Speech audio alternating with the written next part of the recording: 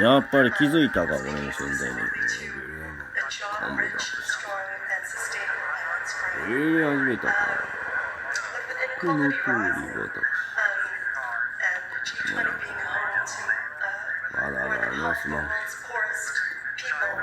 あいつら翻訳機使ってるんか。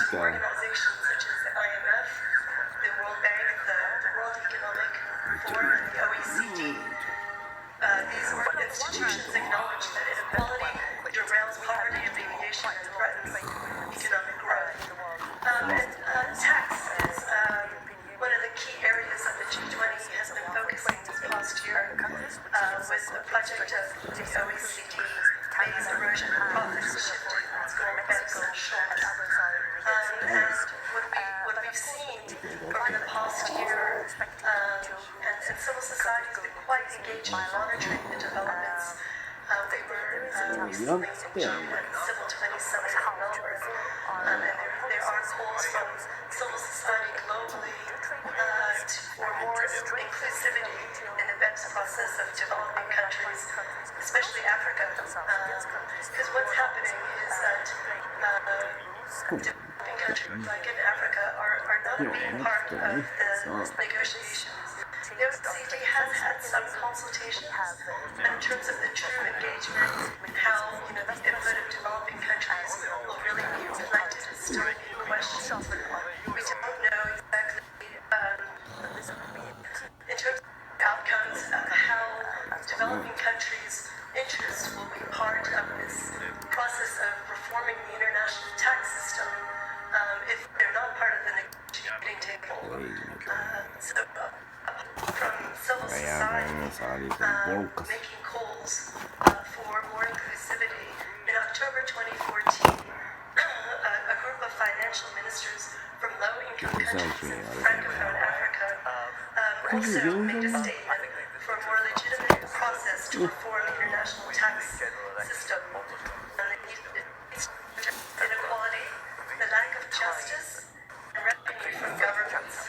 They also highlighted tax competition being quite problematic. So, in terms of the BEPS process, Oxfam is calling for a worldwide tax transparency that's public. That includes public country-by-country reporting. This reporting is so that information on profits, physical assets, and employees are provided not to just tax administrators, which is where we're seeing the G20 making some progress, but to the public, so that we can hold companies to account and also deal with the issue of tax havens to try to deter illicit flows from leaving the African continent. And just to put some statistics on what's happening on illicit flows, Oxfam estimates $100 billion tax revenues lost because of tax avoidance in developing countries. And in terms of our region in sub-Saharan Africa, from 2008 to 2010, an estimate of $72 billion per year was also lost due to illicit flows. And this is double the amounts of aid overseas development aid assistance sub-Saharan Africa receives. So in times of ODA dwindling, this is a real crucial time for Africa and other developing countries to watch what's happening in terms of BEPS. We welcome what the G20 has been doing, but we're calling for more inclusion of developing countries so that the interests, their interests, are also on the table, and that they can also be part of the negotiations for reform of the international tax system. Thanks. I'm just going to touch on a few issues focusing on the labour market areas of the G20 debate. I don't think the first significant thing that we need to note at the G20 is that for the first time we see organizations that are often criticizing each other coming together and preparing joint papers on key issues pertaining to the labour market. For example, the ILO is working very closely with the OECD, the World Bank, and the IMF. Mm. Yeah, by now. None, yeah. So what we're finding is that the labor market and the macroeconomic figures are coming together, realizing that they need to work together rather than separately, finding solutions on the way forward. I think in the microcosm we find in the business world too often different resources and the things attached to people are perhaps unnecessary evils for line managers, and they tend to focus on what they do is best profit. And I think in this macro G20 debate it's quite clear that there has to be this joint effort. I'd like to just quote and really captures it. Comments are nice to say. Quality job creation are intertwined goals that can only be achieved through coherent and mutually reinforcing strategies that use macroeconomic and financial levers to foster stronger growth and employment and social policies to maintain aggregate growth. I support the employment findings. And I think the trick is going to be from the G20 is how can emerging economies like South Africa and those who aren't part of the G20 that can what they're telling us in terms of taking us there's no magic one that's going to come from this G20 that's the miraculous answer to the poverty, the inequality, and the issues that we're dealing with.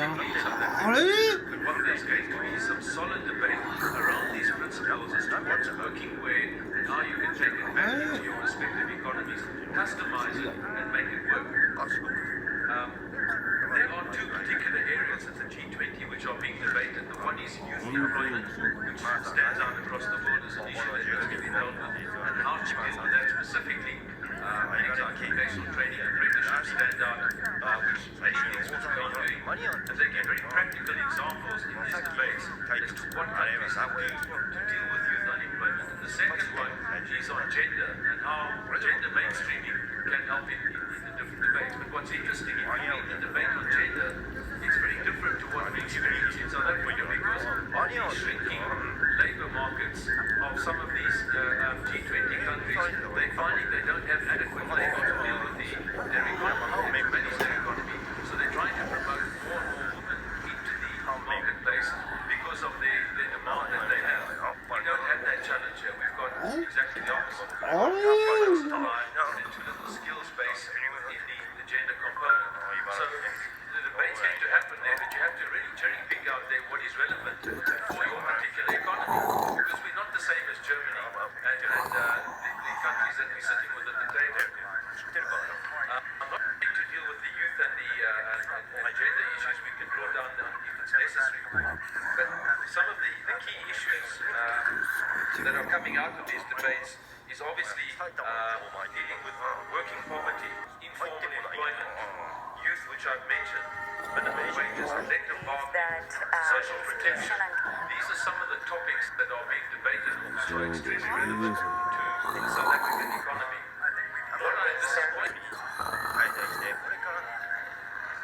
South Africa is coming out and looking at certain areas that are being dealt with. Since last week, in November, there was a lady in Durban that was led by our President materials that are hardly saw the light of day in the press.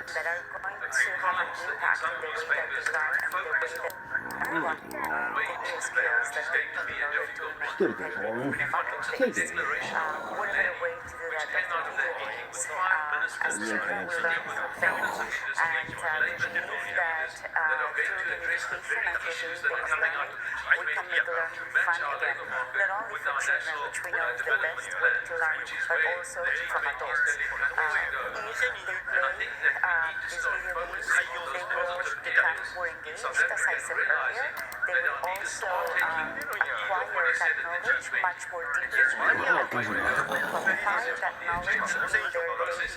put in place, and I think focus our attention on those things that we anticipate in terms of our national policies. So if one comes back to the G20 issues, the areas of growth that they are focusing on, and they have headings, and I'm just going to touch the headings rather than the substance, is they deal with consumption. And they have a very big concern about how economies are not empowering the lower end of the scale, the lower working Definitely, I think the world is moving towards secular economy. It's a necessity.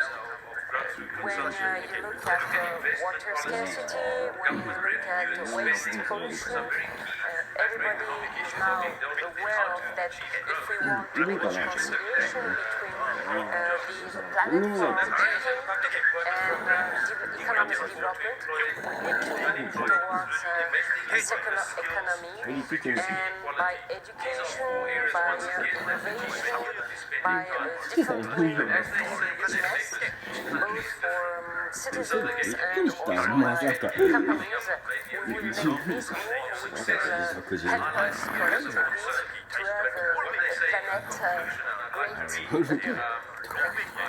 ライブやと思う。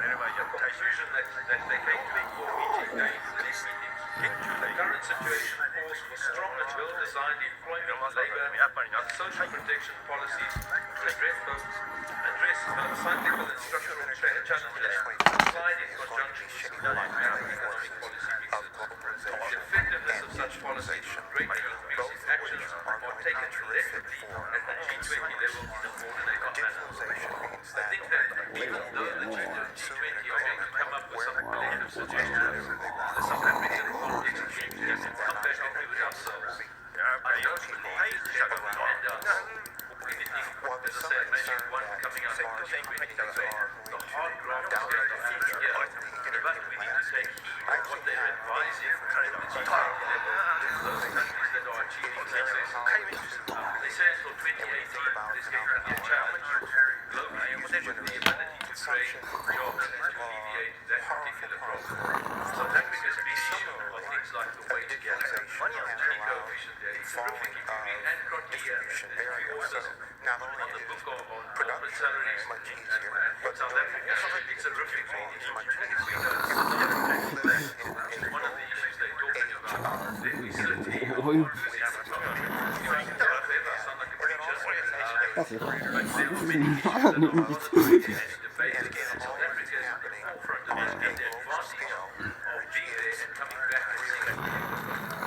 Good morning, everybody. I am going to talk a little bit more about procedure and context. I think you've heard quite a lot about some of the substantive issues that are going to be on the G20 agenda for this summit. I want to talk a little bit about the actual G20 itself as a process, and what that means for South Africa and the rest of the African continent, and also the political context in which this summit is going to take place, which I think is always very important. As was mentioned in the introduction, South Africa is the only core member or permanent member of the G20 from Africa. There are in fact only 19 countries in the G20. The 20th member is the European Union, which is or the European Commission, if you like, which is a group of countries. There was talk originally that that would be a place for Nigeria, that they would in fact be the 20th country, but in the end, the Europeans won out, and there is fairly significant European domination of the group. This year in Australia, there will be two other African countries at the table. You'd get a prize for guessing who they are, quite frankly. One is Mauritania, who is the current chair of the African Union in 2014. And the other is Senegal, who will be there to represent the NEPAD's Heads of State Committee. This is a process that has been there for a number of years, since Korea hosted the G20. Two other Africans have been.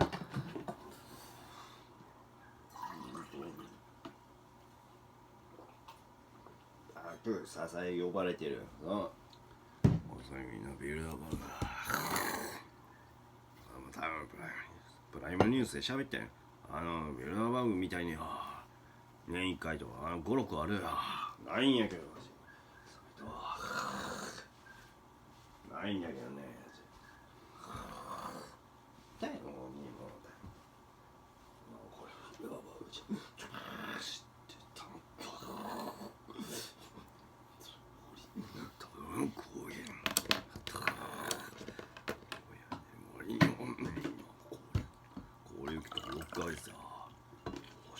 何かねなんだ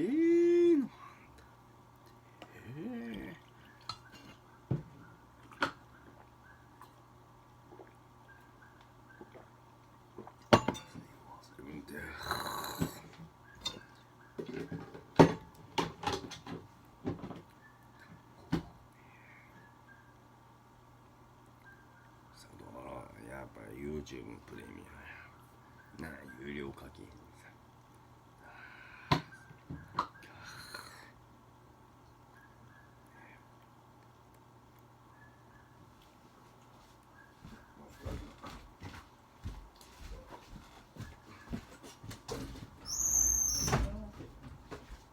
さてもう一回あれ見こう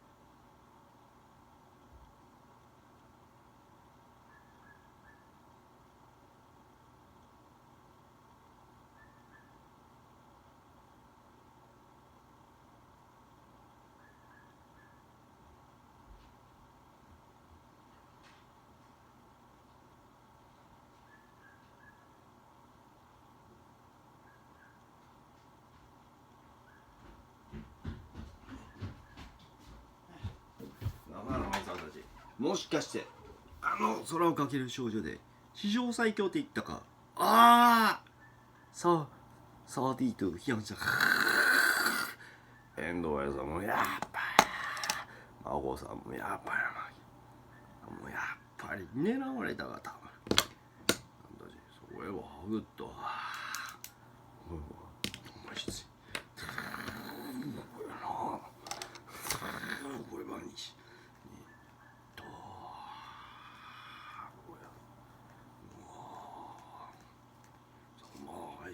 30分ってやっぱりね制限があるか俺に関しては11時間だったわ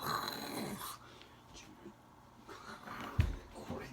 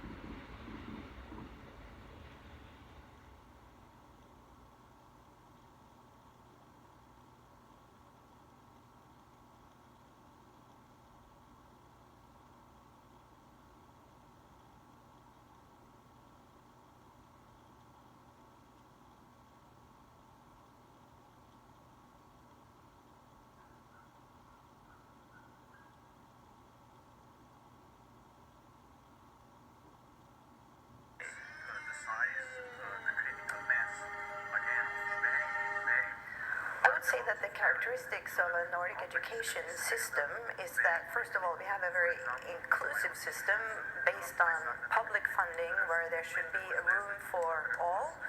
I think students are taught to think independently, a lot of critical thinking, and also quite a lot of creativity baked into education. I would especially commend the Finnish system where they put their best teachers for the youngest students, and they use a lot of resources in preschool and also first to third grade to ensure that the children are best possibly equipped for future learning.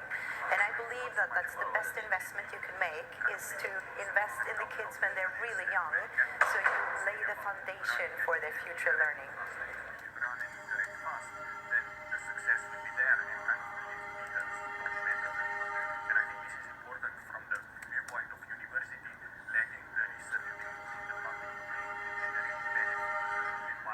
What is actually the biggest threat from cybersecurity for Europe? Of course, course, we can concentrate and focus on the security side, but I would take it a bit on the other side that if we really go to focus too much on the security side, then it really will slow down our development.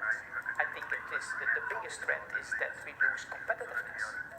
And that is for me the whole part, because if we want to be leaders in innovation, we should also know innovation, it has two aspects. First, I think you must have great ideas, but you must be the first. So that means speed. And we must make sure that I think we have an ability to be innovative and to be the first and to have speed. So for me, that is the biggest threat of cybersecurity, to get a slowdown.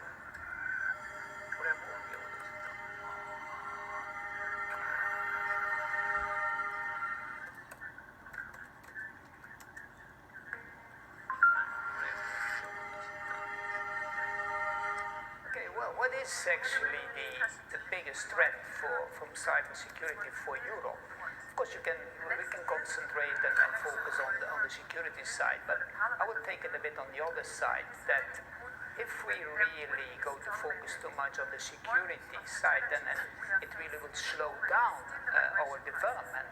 I think it is the biggest threat is that we lose competitiveness.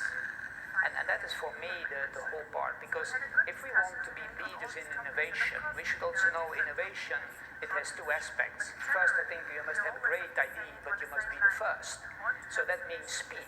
And we must make sure that I think we have an ability to be innovative and to be the first and to have speed. So for me, that is the biggest threat of cybersecurity, to get a slowdown.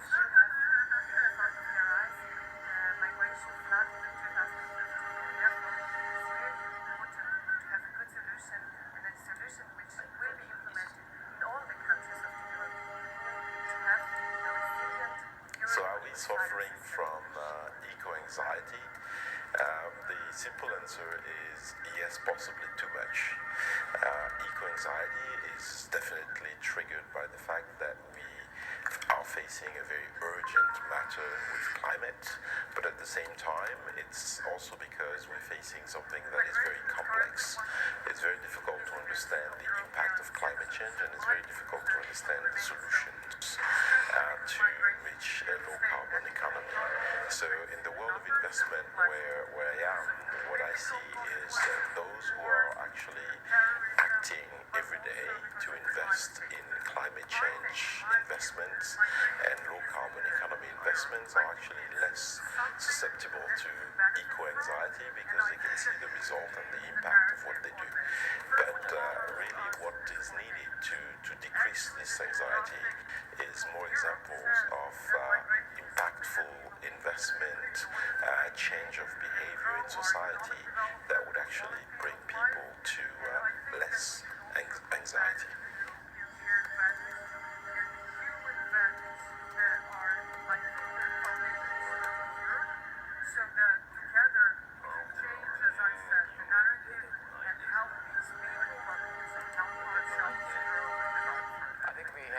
Situation where U.S. and West European support for Ukraine was very well coordinated, and we were maintaining a consistent pressure on Russia to begin to negotiate seriously about ending its occupation of eastern Ukraine.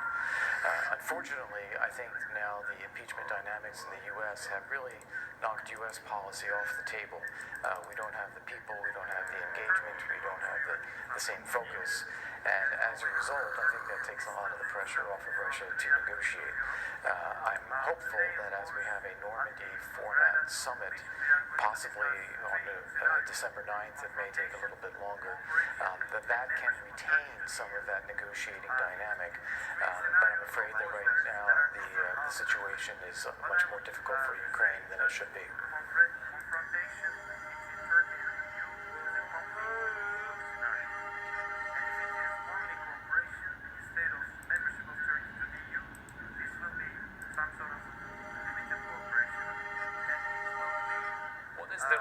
Civil society in modern Russia. I would say it's a very important issue. Why? Because in Russia, political competition is limited, there are no real opposition parties, so the society stands up to the autocratic regime through organizing itself, through building trust, through providing providing public goods that a corrupt and inefficient state cannot provide. And it's not just protesting corruption. It's not just about asking for democracy and rule of law. Civil society today is working on helping the poor, helping the disadvantaged, fighting domestic violence, promoting gender equality, defending minorities. So this is actually where the European future for Russia is. And luckily, with the new communication technology, with internet, it's easier to organize itself, it's easier to inform itself, and it's easier to promote change, creating new Russia that eventually will become part of greater Europe.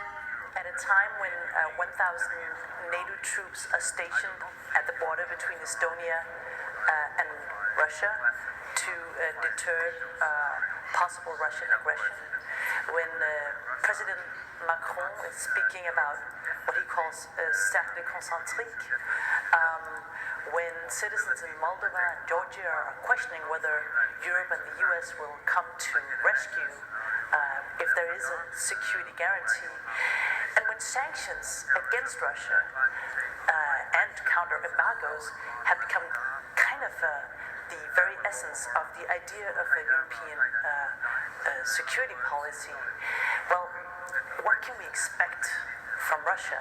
We know that Putin is actually more popular than most of his competitors. But will Medvedev be a different leader than Putin?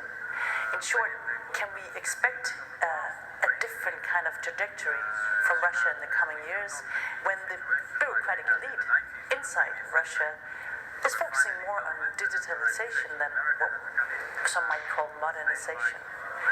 As always, the views on Russia are diverging.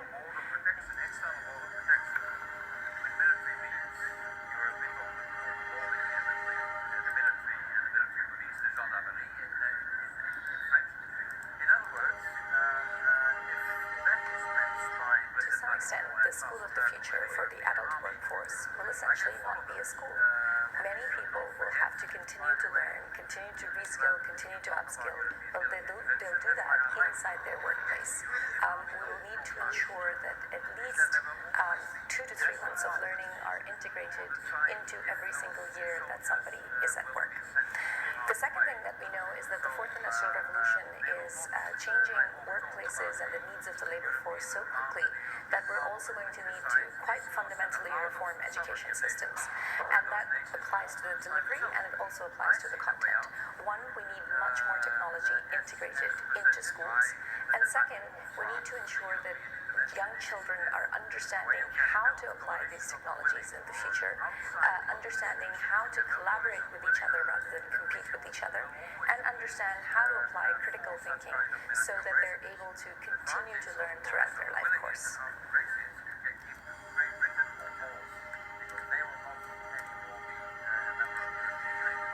At the same time, PESCO, the Permanent Structures Cooperation,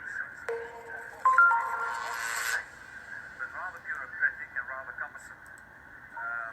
So basically, when you look at the state of innovation in Europe, I think there are 3 fundamental trends that you need to be aware of, or these are sort of 3 fundamental facts of how innovation has been evolving over the last few years. And I would say that those 3 are: the first is that talent is being concentrated in very tight and small clusters, and this is very atypical and unexpected. We thought the digital economy would distribute talent geographically and people would simply connect to processes of different types, but the truth of the matter is that actually there's something about knowledge, particularly this formed tacit knowledge, that doesn't travel very well. So we're seeing these very tight clusters emerge in places like Boston or Silicon Valley or Hong Kong or Singapore or others around particular areas of knowledge. But the second development that I think is significant is that we're also seeing a concentration of productivity growth in very particular companies, what the OECD calls frontier firms, and productivity over the last 10 years has really skyrocketed in those firms, but has stalled in every other firm within the market. So a few firms have become highly competitive and more so over time, and others are just simply falling behind in terms of growth. The third fact that I think is significant is the geographic distribution of those companies and of innovation. So we can see that China and the US concentrate almost all of the startups that we could term unicorns that have a value of more than $1 billion today, mostly again in China and in the US. So there are big gaps around the world, there are a few in Europe. So what this depicts is a world of concentrated talent, concentrated productivity growth, and an empty hinterland with these very particular clusters of startups and innovators. And this poses, I think, major challenges to Europe. Fundamentally, I would say two. One is we need to attract these firms if we want to have high quality and numerous jobs in the future, and we need to attract these companies if we want to have fiscal traction and be able to fund public services moving forward and sustain our social contract. So if I was a policymaker, and this is my final message, and it has been in the session today, it would be we need to focus our economic policy on developing these frontier firms, providing them with the talent, providing them with the frameworks and the capacity to grow and do well and innovate and bring wealth, jobs, and tax revenue to Europe. And if we don't do this, I think we're going to face a major challenge of employment and public service funding. Thank you.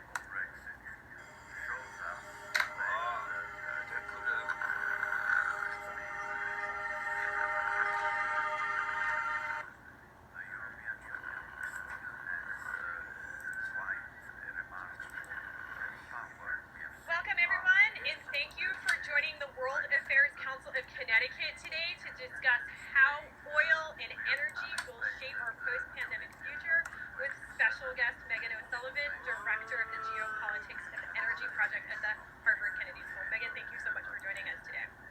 Good morning, or good afternoon, Megan. Good to see you. Good to see you. I am Megan Torrey, the CEO of the World Affairs Council of Connecticut, and before we get started with today's important discussion, I want to acknowledge that we are experiencing a very painful time in our nation.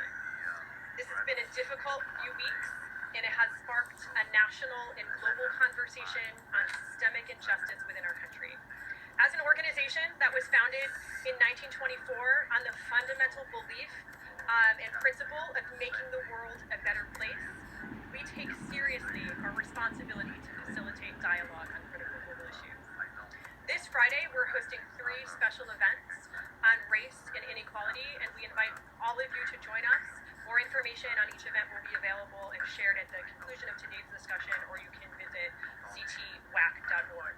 And with us today, we are so lucky. I'm so looking forward to this conversation to have Megan O'Sullivan with us. She is also author of Windfall, How the New Energy Abundance Upends Global Politics. Megan has served as Special Assistant to President George W. Bush, Deputy National Security Advisor for Iraq and Afghanistan, and Vice Chair of the All-Party Talks in Northern Ireland, amongst many other leadership roles. She also sits on the board of Raytheon Technologies, and I know so many in our listening audience work for Raytheon Technologies. So Megan, welcome. Thank you again. Pleased to be here, and thank you for acknowledging the difficult time our country is having now, and I'm pleased to hear that you'll be doing some conversations about that later this week. Thank you. So we have so much to talk about today, so I want to dive right in if that's all right. So from COVID crisis to an oil price war, today we're experiencing massive oil market disruption. Can you talk us through the current state of the global oil market and how we got to this point? Sure. As you suggested, and your viewers will be very aware, this has been an unprecedented moment in oil markets. It's been an unprecedented moment in history, but the oil markets have felt this acutely. And I would say the easiest way to describe it is that oil markets in the last 3 months have experienced an unprecedented combination of a supply shock and a demand shock. The supply shock was basically the result of a tussle between Saudi Arabia and Russia over whether they should cut production to try to respond to the decrease in demand for energy that was coming out of China when China was first hit with the COVID crisis. When we look back on that conversation, it almost seems quaint because they were talking about numbers that were so small compared to the enormity of the problem that was to come. Essentially, they couldn't find an agreement, and what happened at the beginning of March is that the parties decided that they would move to a place where they would no longer restrain production to boost price, but they would produce as much as they could to capture market share, and that would in fact end up bringing down the price considerably because so much more oil was added to the global market. The demand shock, however, was much more significant than the supply additions that the Russians and the Saudis put on the market. The demand shock has been massive. Think about the world consuming 100 million barrels of oil a day in February of this year. That dropped by 20 million barrels of oil a day later in the quarter in April, maybe even more. We're still trying to get fidelity on those numbers. But a huge drop in demand that resulted basically from the immobilization of the global economy. And this is kind of what took us to that period where we had negative oil prices in the United States, and we also had an unprecedented global response to the collapse of oil markets, because it was important not just for oil producers, but also something of this magnitude had real implications for the global economy. So we did see an effort to kind of restore balance to the market in an agreement that came back in April, and we've started to see oil markets regain their footing. Prices are now back up to about $35–40 a barrel, which is still quite low, but certainly much better than it was a few weeks ago if you're looking at it from the perspective of an oil producer. So we know that we're going through this disruption, and oftentimes disruption or crisis present different opportunities. So how does this disruption, what potential does it have to transform geopolitics in the global order? Sure. It's a big question, and I would simply, the lens that I look at this from is that energy has always been a really big driver of global politics. That's what my whole book that you mentioned at the outset, Windfall, was about. So often we don't think about energy as a driver of foreign policy, but it is. Energy, and if we think about oil in particular, has defined alliances. It's defined, who has power in the international system. It has been the spark for wars. It's sometimes been the impetus for cooperation. So, energy has always been a big driver of foreign policy. And what we see is when there are big disruptions, as the one we're talking about in energy, and oil in particular, that often leads to big changes in energy. So this moment certainly has been a big one for oil and gas and energy, generally speaking. And how its geopolitical impacts will unfold really depend on how long-lasting this disruption is, whether or not demand comes back for oil, or whether it remains tapered out for some time and it creates a window for renewables and alternatives to come forward. So I would say there's one, I'll be brief here, just trying to highlight a bunch of things, but one possibility is that this crisis really accelerates the movement towards a greener global energy mix, the energy transition that people have been talking about for a long time, but the world has been very slow to act on. So it's possible these changes could accelerate that, and that could bring about a lot of geopolitical implications in terms of removing oil as a real source of power and elevating countries that invest in technologies that have to do with renewables and a variety of other things. But even if that dramatic outcome doesn't occur in the immediate short term, we have a lot of countries around the world that are experiencing major economic duress because of this collapse in oil prices. And this is going to cause a lot of politics to shift trajectories. Saudi Arabia is one of them. Their reform efforts are going to be more difficult. Russia, it's interesting. A lot of talk about Putin's hand being a little diminished in Russia these days because of the combination of the oil price collapse and the COVID crisis. And we can also talk about how U.S.-China relations have been affected by all of this. So I definitely think even if we don't see a big impetus to an energy transition, although I hope we do, even if we don't, we're going to see some lasting geopolitical imprints. So thank you, and I just want to remind our audience to ask Megan a question. Please use the Q&A button that's on your screen, and to interact with your fellow audience members, you can use the chat function. So I want to stay there for a second, Megan. Let's talk about China and the U.S.-China relationship. And do you see the potential for China to emerge as a global leader after the, during and after the recovery of this COVID crisis? Do you think China will become a driver of alternative forms of energy? Sure. Well, there's a lot in that question. I mean, the U.S.-China relationship, like all of these questions. So, the U.S.-China relationship, is really in a downward spiral. I would say experts, people who've been watching this relationship for decades, say this is really the worst moment since 1978. That's when Deng Xiaoping opened up the economy. And that it is a worse relationship than it was after Tiananmen Square, which says quite a lot. And I think it's a combination of factors. The relationship was already on rocky footing, and there was a change in there's a change in the American political attitude, both of Democrats and Republicans, about the proper way for the U.S. to interact with China, even before the COVID crisis. But the COVID crisis has really accelerated this in a pretty dramatic fashion. What does this mean, as you asked, for China's global leadership role, first just in general, and then when it comes to renewable energies? I think it's very much an open question. I think China's standing has taken a hit internationally, but I'd also point out that the U.S. standing has taken a hit internationally as well. And so I think this is true not just for the politics of both countries and for the global image and soft power of both countries, but also for their economies. And so the question is which country is better poised to recover from this, to take advantage of this global disruption and assert themselves and their leadership. Again, a lot remains open, but certainly China has shown more of a desire to do that. The United States seems to be retreating from global leadership roles rather than looking for opportunities to enhance them. But China has some, domestic challenges to handle as well.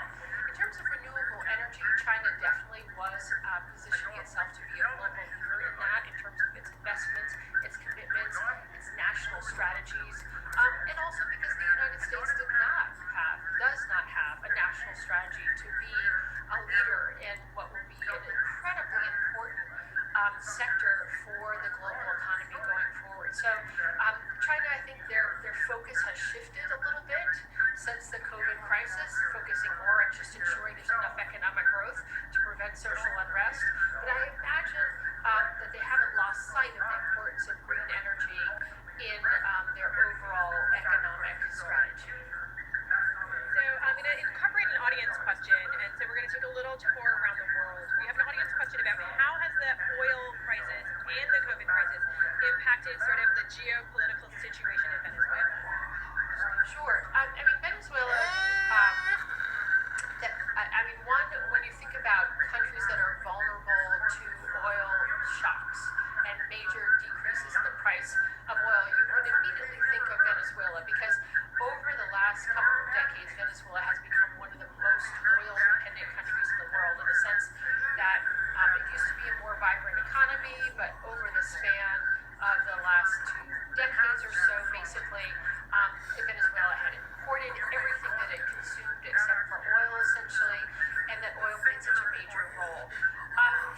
What has happened over the last several years with Maduro in power and the United States really putting pressure on that economy is that Venezuela is still oil dependent, but its oil exports are just a mere fraction of what they were a few years ago when Venezuela was such a major oil exporter. So a massive decline in the oil price hurts Venezuela, but not as dramatically as it might have a few years ago when Venezuela was actually exporting a whole lot. That said, Venezuela is very scarce on foreign currency, so any diminution is a challenge for the regime. We really don't know. The questioner asked about COVID. We really don't know the extent of the COVID virus in Venezuela, but my fear is that it is pretty significant, more than Brazil, which of course is struggling greatly with the crisis, and the fact that Venezuela has basically no safety net, no organized health system still in place to help people. So I think this is a real crisis for Venezuela. It was already a country in a real crisis, and I think that what can we expect? I think we can expect more Venezuelans to leave the country, some more regional disruption, and there's also the possibility that this could catalyze, could kind of unstick some of the politics in the country, where Maduro had been appearing to gain an upper hand over the opposition, that maybe collapse and the COVID crisis will bring about some new dynamics, and hopefully some of them will create opportunities. So let's talk about a region that you know very well, the Middle East, and how oil and the oil markets are impacting tensions in the region. Sure. I mean, the Middle East is a very heterogeneous place, and so we tend to think about this, particularly in the context of oil, low oil prices being bad for the countries of the Middle East, and I think that's not a wrong supposition, but we also have to keep in mind that there are a lot of countries in the region that are being, they're importers of oil. They actually don't produce oil. If you look at Egypt or Jordan or countries that are important to the region and to U.S. interests. So there's a varied impact of this. But in general, I think the big picture is that you have countries that fall into one of two categories. The first categories are countries that certainly do not, this is not a useful, I'm talking about producers that don't want to see prices this low, but they have policy tools that enable them to kind of weather the storm. And I put Saudi Arabia in that category. Saudi Arabia can raise debt on international markets. It's increased its VAT tax by, it's tripled it in the last couple of months. It has the ability to rein in expenditures. It has policy tools to deal with it. It still is going to be, I would say, weakened by this crisis because this crisis really detracts from Saudi Arabia's ability to pursue big economic reforms, which were really the focal point of Crown Prince Mohammed bin Salman's endeavors. And it makes it much harder to move away from an oil economy when there's no excess revenues to invest in non-oil industries. So there are impacts on a country like Saudi Arabia, but they're not as immediate as that second category of countries where I put Iraq in there, maybe Algeria, Oman, other countries that really don't have a lot of wiggle room. They don't have a pillow.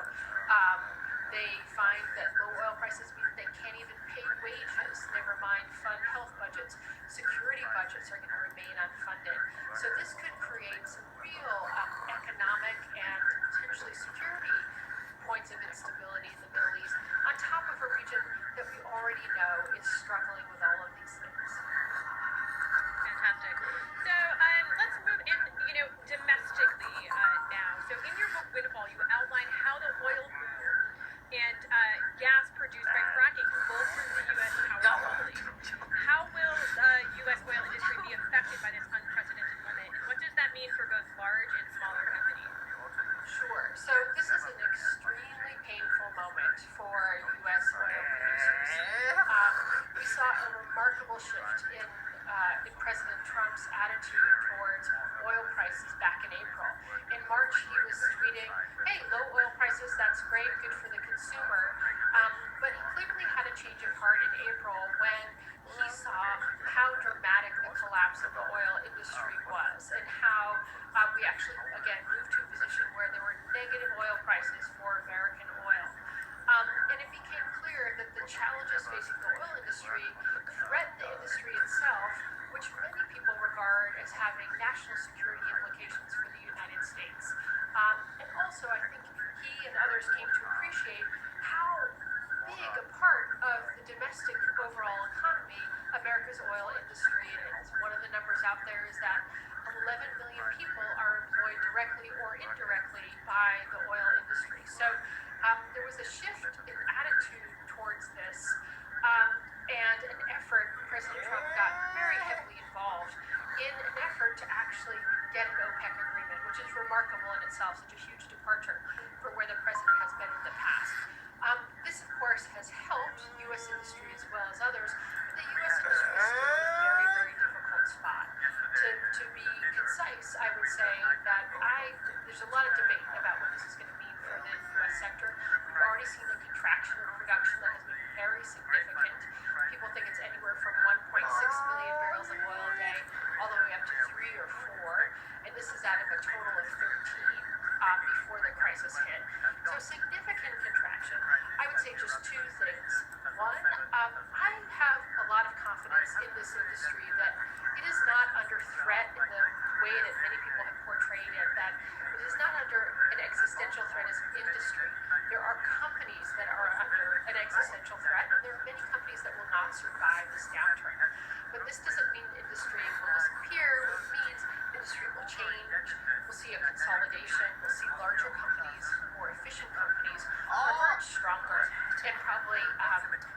absorb a lot of those smaller companies. So I think we're going to still see a healthy and robust industry after this very painful period. And America, in my mind, will still remain a major energy superpower, even if its production numbers are not quite as high as they were in February of 2020. One of the things that you have talked a lot about is the world being on the Can you explain what you mean by that and how oil and energy markets can set the stage for significant geopolitical?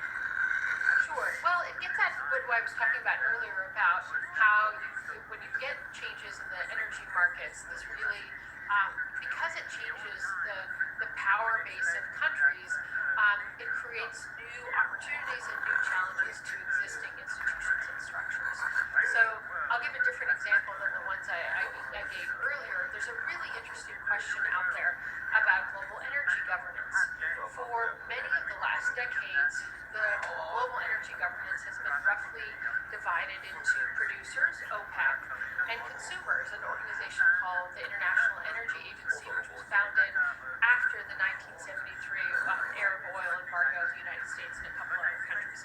So you've had producers and consumers, and they've kind of looked after their own interests, and that has been the framework for the last several decades. And what this last episode has shown us, what was fairly evident, but there was never a real impetus to look it in the face, is that framework doesn't really work that much anymore. If you look at the world's largest oil and gas producer, that is actually the United States, as well as the United States being one of the world's largest consumers. Actually, China, the world's largest consumer of energy, also is one of the world's largest producers of oil. So we now have this kind of, it's in flux. If a country is a big producer, is a big consumer, is it both? How does it fit into this structure? And again, what we saw in April was this push to actually have a different kind of conversation between producers and consumers. This one was heavily facilitated by individual personalities. It wasn't institutionalized, but now there's a lot of conversation about, do we need a different kind of architecture for global energy governance? I'm not sure that one will emerge, but certainly it's an open question and one that could lead to a different kind and rhythm of conversation. I'm going to bring in a few more audience questions. Back to China for a second. So today, the United States Department of Treasury announced that it will no longer allow Chinese airlines to fly to the United States starting mid-June this month. How do you think that's going to impact the U.S.-China relationship? I think it's just another step in this downward spiral in the bilateral relationship. It's certainly not going to keep people from going to China or keep Chinese people from coming to the United States, and that is a good thing. However, I think it is a point in a direction that I find will have major implications for the global economy. And we've heard a lot of talk, even before COVID, about the possibility of China and the U.S. decoupling their economies. And I think what we're starting to see, and what I expect will gain momentum, is a movement in that direction. Some of it will be official, will be policy, like what we just discussed, or limitations on U.S. pension funds in making investments in China. Some of it will be policy, but some of it will be companies who will look at the events of the trade war between the U.S. and China that preceded the COVID crisis, and they'll say, hey, we need to reprioritize our supply chains. We no longer can be so dependent on China. I think there's a lot, and I think this is legitimate, just for what it's worth, there's a lot of concern about how dependent many companies and the country's economy as a whole is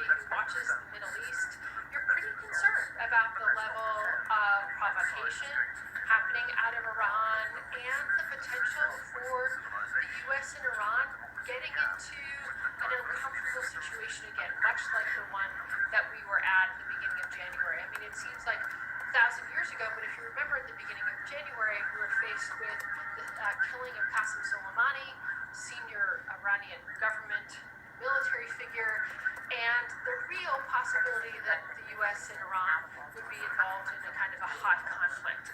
I think that the combination of the economic unrest, keep in mind Iran's economy was under major economic pressure, largely due to sanctions of the United States before the COVID crisis. And the Iranian regime was also having issues related to its own credibility. One of the remarkable things of 2019 was that we were seeing protests against the Iranian government in Iran. We were also seeing them in Iraq. So the Iranian regime had a legitimacy problem going back a year ago, or many years ago, but we were seeing manifestations of it a year ago. Then you have the shooting down of a civilian airliner by the Iranian military.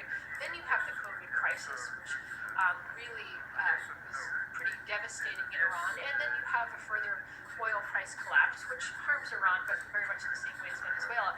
All of this creates enormous stress on the society and presumably on the Iranian government, leading us to really, I think we should be paying attention to the fact that we don't know how the Iranian government is going to react, that it could certainly be an impetus for more provocation, more lashing out, and this could lead to a further confrontation between the U.S. and Iran. So it's definitely something that I would be watching more if our radars were not so overloaded with 101 other pressing issues. Absolutely. So we're almost out of time, but as our last question, so if we're on the cusp of this global reset, this great opportunity, can you walk us through what your best case scenario would be? Sure. I'm going to interpret that as relating to the energy realm, but there are other ways I could think about it because, I'd like to think, just actually moving above the energy realm, I'd like to think that the world could emerge from this moment with new patterns of international cooperation. I feel like that is what is needed, which is definitely needed. We think about the challenges facing us, the pandemic being the most obvious and the most immediate, but climate change being another one, certainly the global economy being another one.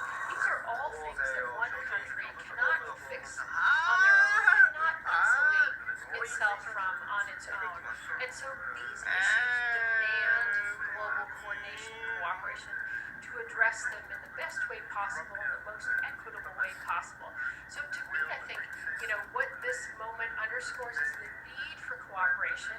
And as an American, for me, it underscores the need for American leadership. America, as it is, I think, devastating to many people to see that America has not taken a leadership role and, in fact, has withdrawn from the WHO during this period of global need. So that's what I'd like to see.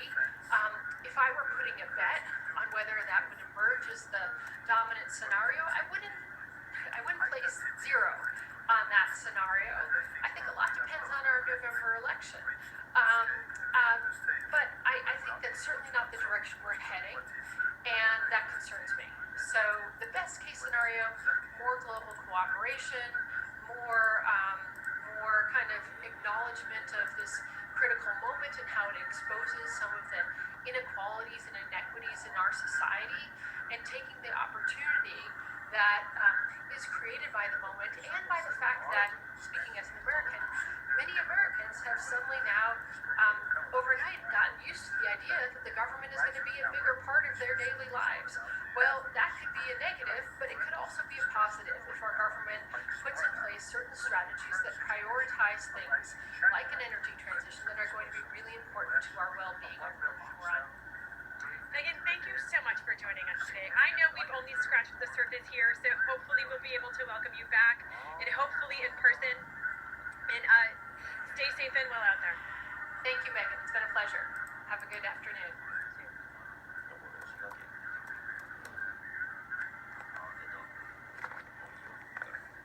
Welcome to Illuminati Silver. We tell the truth about silver. Today is Saturday, the 26th of February 2022. We're publishing our Gold and Silver Weekly Update for the week ending the 25th of February. And what a turbulent week it has been. Certainly one to test traders' nerves, that's for sure. So let's take a look.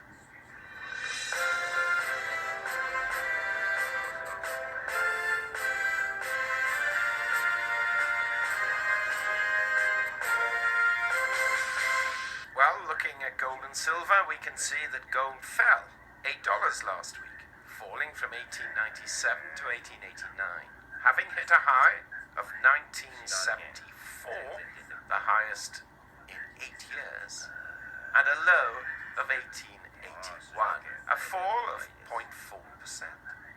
In sterling terms, gold finished the week at £1,409. That's up £13. And in euros, it closed at 1,676 euros. That's unchanged. Silver did better, proportionally. It rose 30 cents, rising from $23.97 to $24.27, having hit a high of $25.64 and a low of $23.71, a rise of 1.25%. In sterling terms, silver closed at £18.10. That's up 47 pence. And in euros, it closed at 21.53 euros. That's up 0.36 euros. The gold to silver ratio fell from 79.1 to 1 to 77.8 to 1. Like equities, cryptocurrencies were extremely volatile, and Bitcoin ended up down $770 and currently stands at $39,257. It was down over $5,000 at one stage on Thursday. The Dow Jones closed on Friday at 34,058. That's up 834 points on the day and down 21 on the week. The S&P 500 closed at 4,385, up 95 on the day and up 37 on the week. And the Nasdaq Composite closed at 13,694, up 221 points on the day and up 146 points on the week. Looking at oils, which were also quite turbulent, Brent crude closed at $97.93. Now that's up a whopping $4.39 on the week, though it did touch $104, and had it stayed there, obviously would have been up around $10 for the week. And WTI crude closed at $91.59. That's just a rise of 52 cents. So WTI crude prices, whilst they also rose quite considerably, underperformed compared with Brent crude.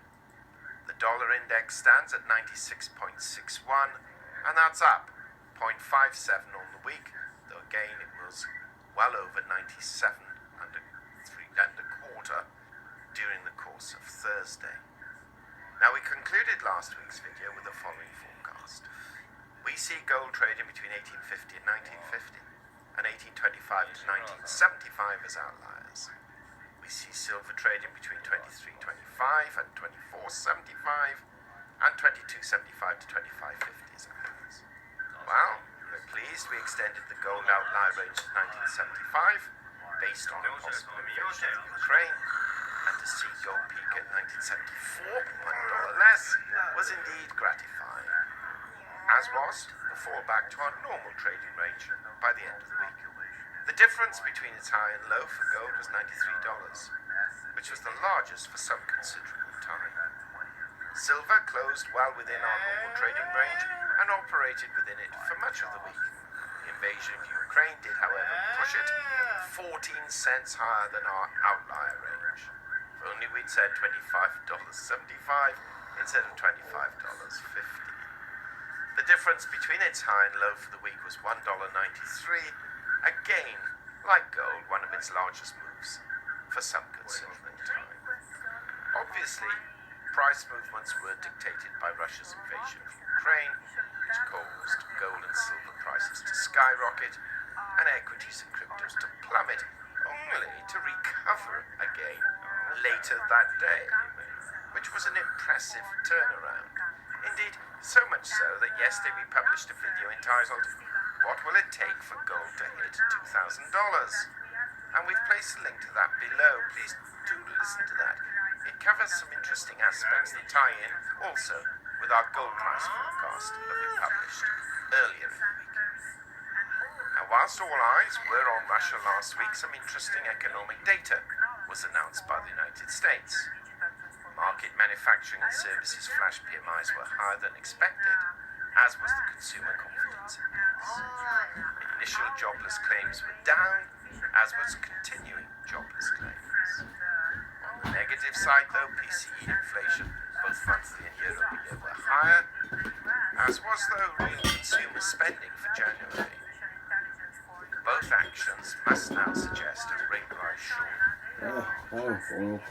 Now, before we take a more in-depth look at gold and silver, it's worth looking at what data is coming out of the US this week. Monday, we have the Chicago PMI for February. Tuesday, market manufacturing final PMI and the ISM manufacturing index for February and construction spending for January. Wednesday, we have the ADP employment report for February, which may suggest what's going to happen on Friday. And on Thursday, of course, the regular weekly jobless claims and the market services final PMI and the ISM services index, both for February. And we have factory orders for January. Then on Friday, the all-important non-farm payrolls, unemployment rate, and average hourly earnings, all for February.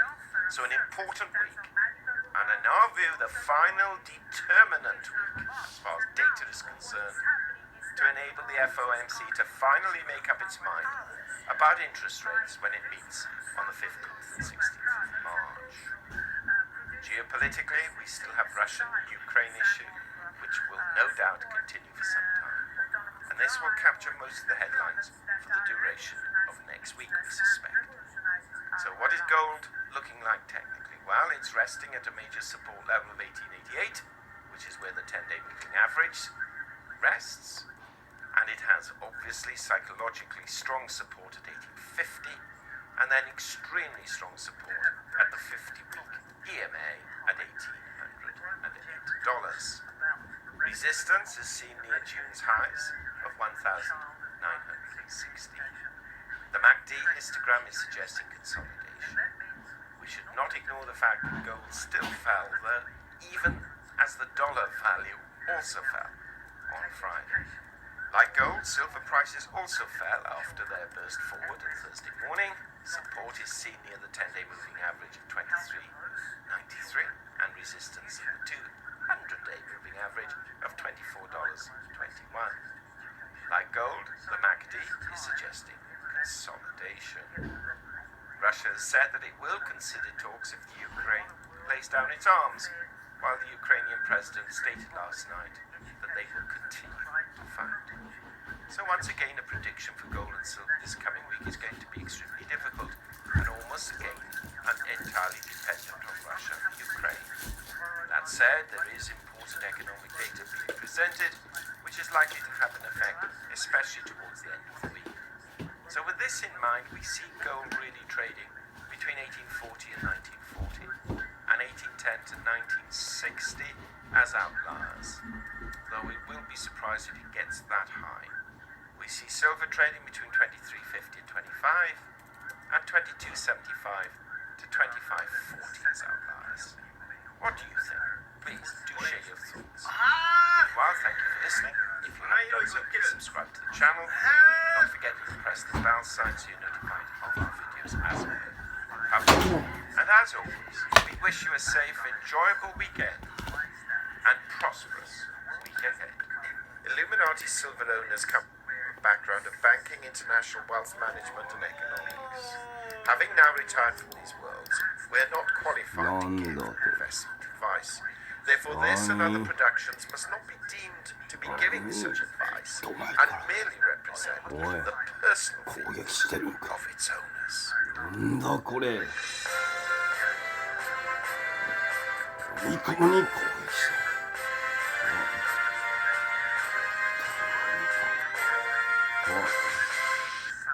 た。飲み込みに攻撃する。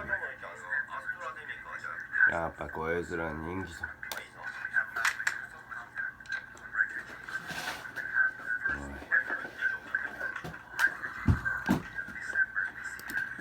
水をってハーミングフィナンシャルグループかと思った。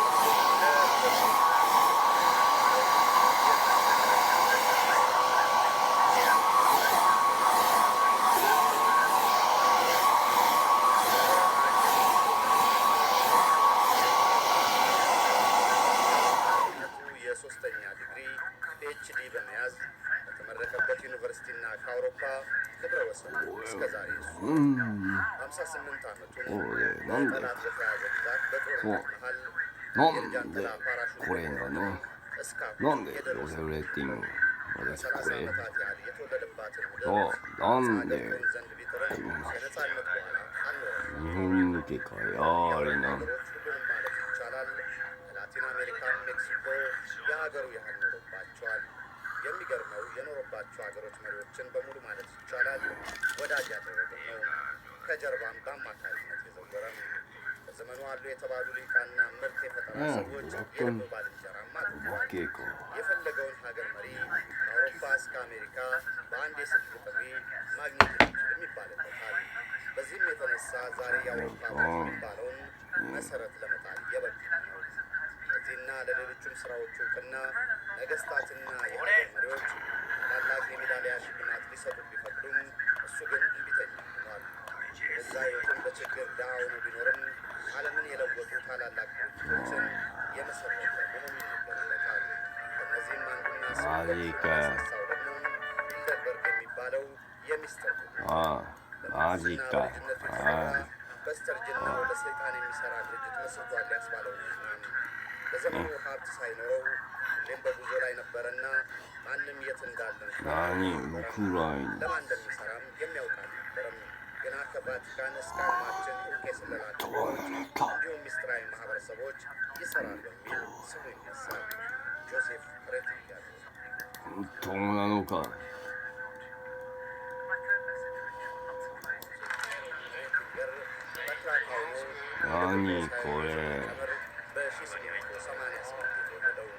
ስለ ልጅነት የሆኑ ድርሳናት ብዙ አይታወቁም። ግና ቤተሰቡ ከወለዷቸው አምስት ልጆች አንዳንድ ድርሳናት አራትና የመጨረሻ ተጽፎ የቤተሰቡ የዘር ግንድ ከአይድ መሆኑ እንደ ተጽፎም ይገኛል። አባቱ ጆሴፍ ስታኒስላው ሬትሊንገር የፖሊሽ ዩኒትን የግል ሬትሊንገር የተወለደባት ክራካው ግዛት ገዢ ናቸው። ዛሞስኪ የፖሊስ መሳፍንት ዘወራሽ ሆነው የግዛቲቱ ገዢ ይሁን እንጂ በዘመኑ ፖላንድ የምትባል ሀገር በዓለም ካርታ እንደ ሉዓላዊ ግዛት አልነበረችም። በአውስትሮ ሃንጋሪ ስርወ መንግስት ስር ወድቃ ጋሊሺያ የሚባለው ግዛት አካል ዛሞስኪ የህግ ጠበቃ በመሆኑ ማገድ እንደነበረም ይነገራል። ከዚህ አንዱ የአውስትሮ ሃንጋሪ ስርወ መንግስት ከቦልዛሞስኪ ግዛት ዛኮፓኒ የተባለው ለም መሬት በመቃወም በአውስትሮ ሃንጋሪ ጆሴፍ ስታኒስላው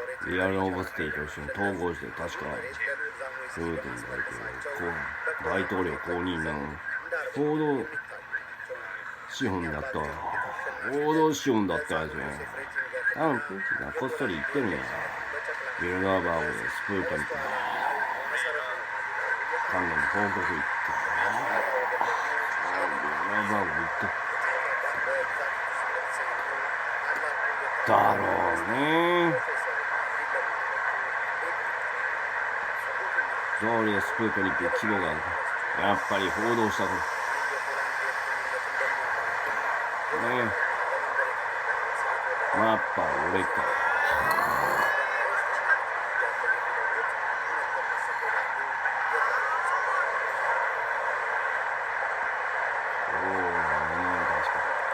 なんで新山攻撃してるの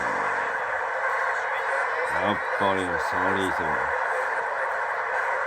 あの予算異常や1兆円ってどんな予算やねん。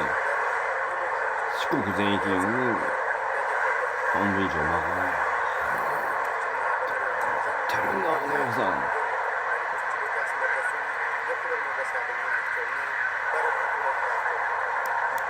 まさかもっと前から攻撃してるんじゃないのな。まさか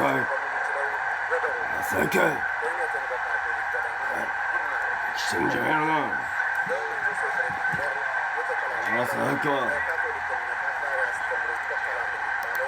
まさかこの報告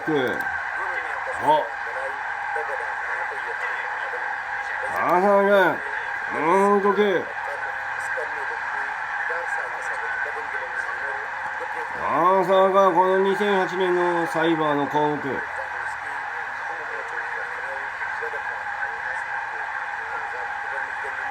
テロや。何？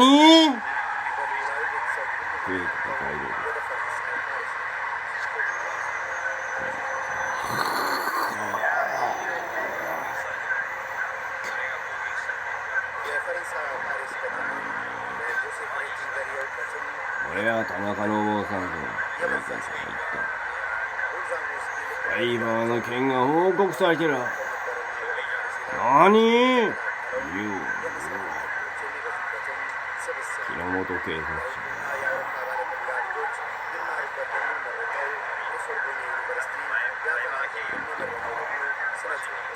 さて、嘘ついたってバレてるぞ。訓練として残してたクラス。最低やんお前ら。バレてるぞこれ。俺の件報告してる。なにー？ヒデさんの件もやっぱり俺は新聞みたいな中日新聞で一般の男性を暴行したことで逮捕された。あれ中日新聞もしかして横山以前のやつか。もしかして辻さん辻か。俺で怒ってたんか。俺で確かにやはり右翼団体からの点検の道理で潰れたか。ああ、中川さんの件報告してたわよ。言ってたわよ。血まみれの状態。本当に近江商通の右翼団体血まみれだったか。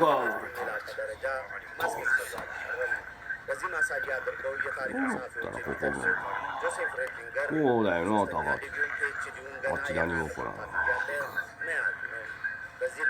何これ。戦争状態。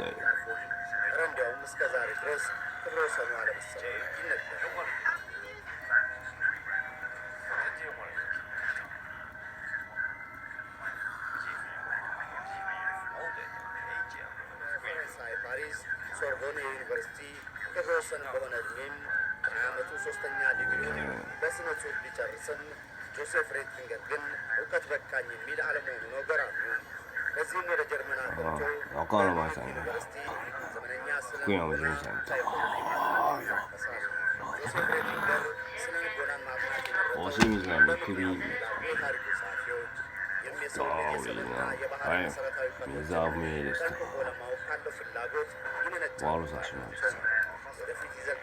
あ、そっちの件俺たか。お前か。やっぱか補助金お前か。これボロッカス批判されてる。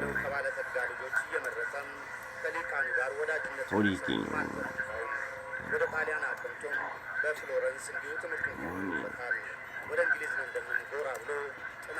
何これ。エレンマファリーズ合うよ。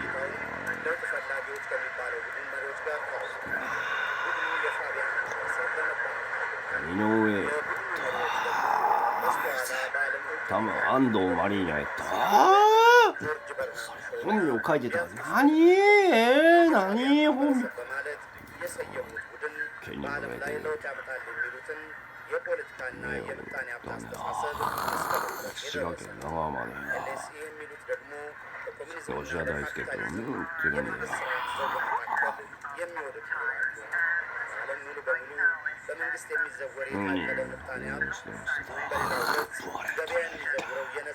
エシロンこの感じ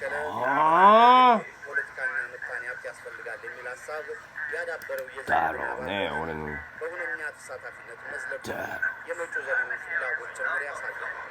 だろう変わらないですね。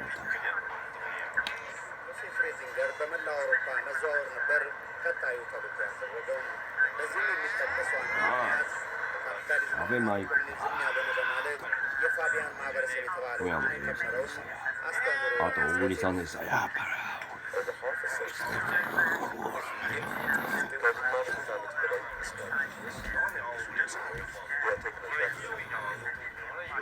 小栗さん新幹線にしか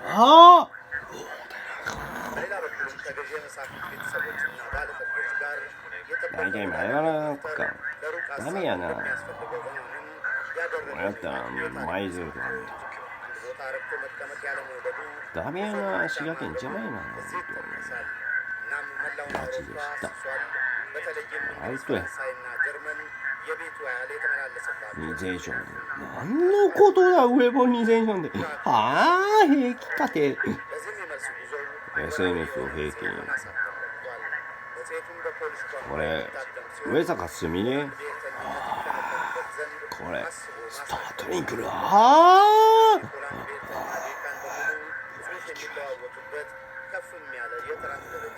こんなお前まずしたいのお前かよ。お前ね俺手続き言ってたの。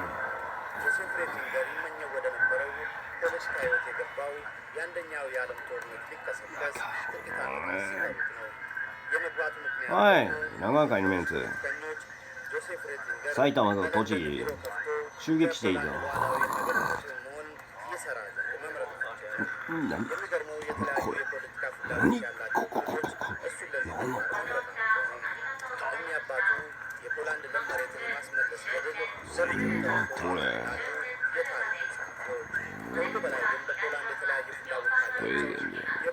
スプリガン DIA か CIC か CIA か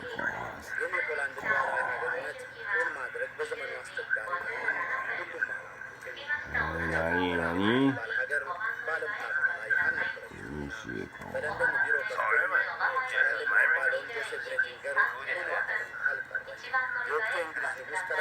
これは俺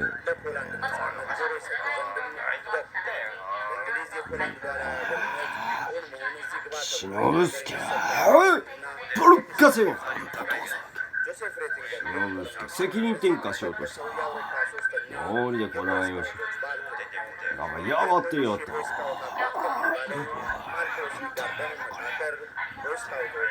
シノブスケがね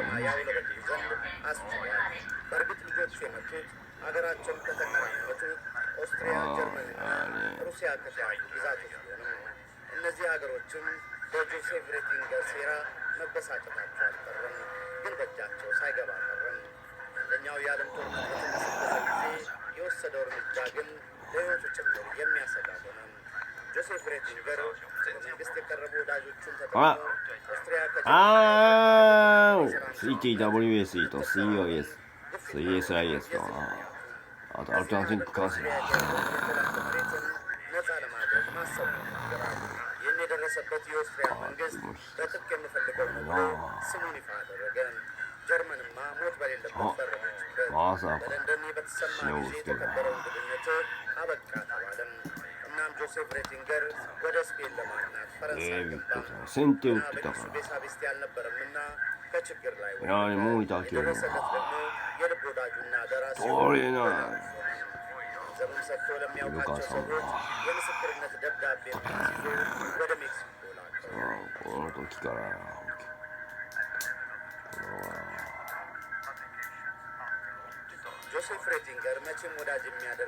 確か俺の町の件はこの辺りやったな。ああ、もう三井の件。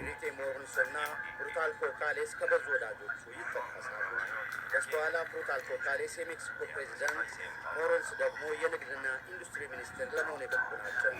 በእርግጥ እነዚህ ሰዎች ለስልጣን እንዲበቁ የሴራ ጨዋታ የከወነው行方不明になってた。バレてたか。በኋላ በሜክሲኮ የሚገኙ የነዳጅ ማውጫዎችን በሙሉ መንግስት እንዲወርስ ያማከረው እሱ ነው ይላሉ። ራሳቸው ከመንበት ጀርባ የነበረ መሪ ነበር ባይ ናቸው።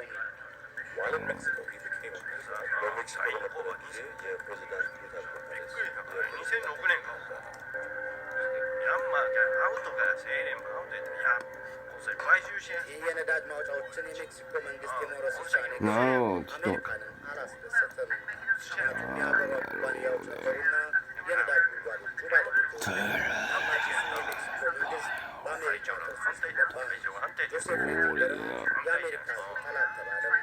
አሜሪካ የተመደችውን ሳታስወግድやっぱ俺の件触れた。ከአንድ 10 ዓመታት ብዙም ያላለፈ ሆነ የስልጣን ዘመኑ በዋሽንግተን በተቀነባበረ መፈንቅለ መንግስት ከስልጣን嘘ついたんかこれ。おいみんな、滋賀県踊っていいぞ。踊っていいわ。もうやっぱ俺の件報告したか。あ、やっぱ俺のወደ አውሮፓ ከተመለሰ በኋላ ጆሴፍ ሬቲንገር መቀመጫውን ለንደን ያደረገ እንጂ በመላው አህጉሪቱ የሚዘዋወር ነበር ይሉታል። በእርግጥ 2 ሚስቶችን አግብቶ ልጆች የወለደው በዚህ ዘመን የሁለተኛው የዓለም ጦርነት እስኪጀመር ድረስ ጆሴፍ ሬቲንገር ረፍት የለሽ ተጓዥ ሆነው አውሮፓን ማካለሉን ይተርካሉ የታሪኩ ጸሐፊዎች። እንዲያውም በስተኋላ እውን ያደረጋቸውን ሀሳቦች ለአውሮፓ ገዢዎችና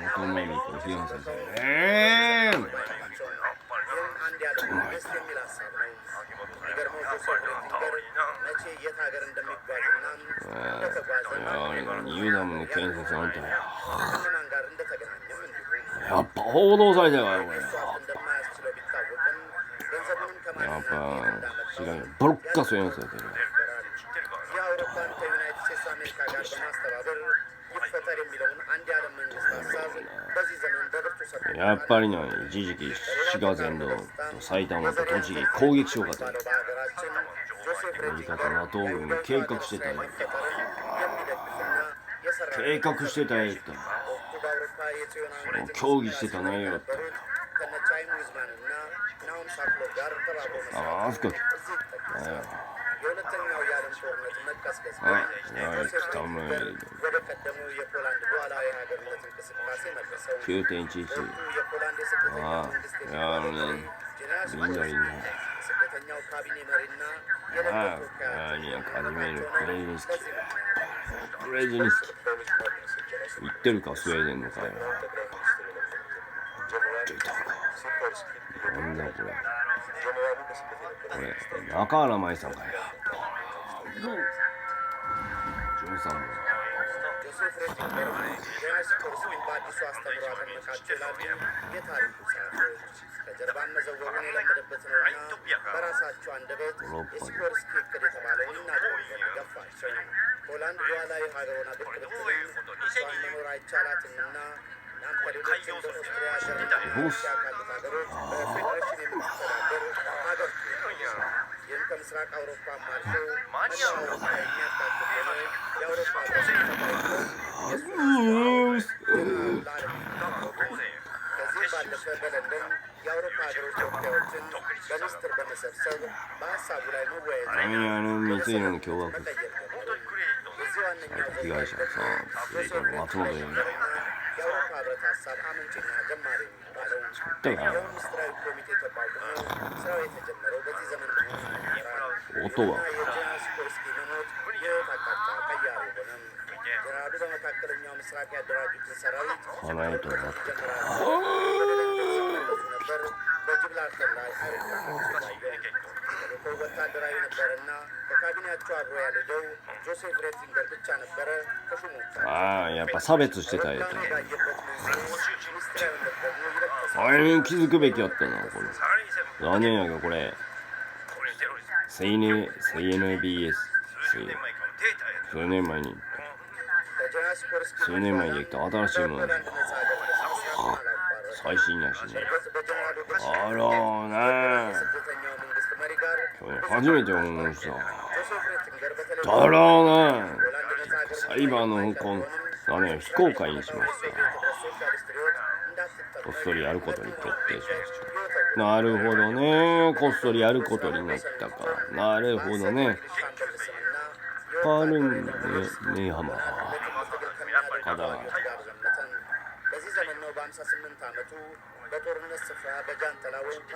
クイーン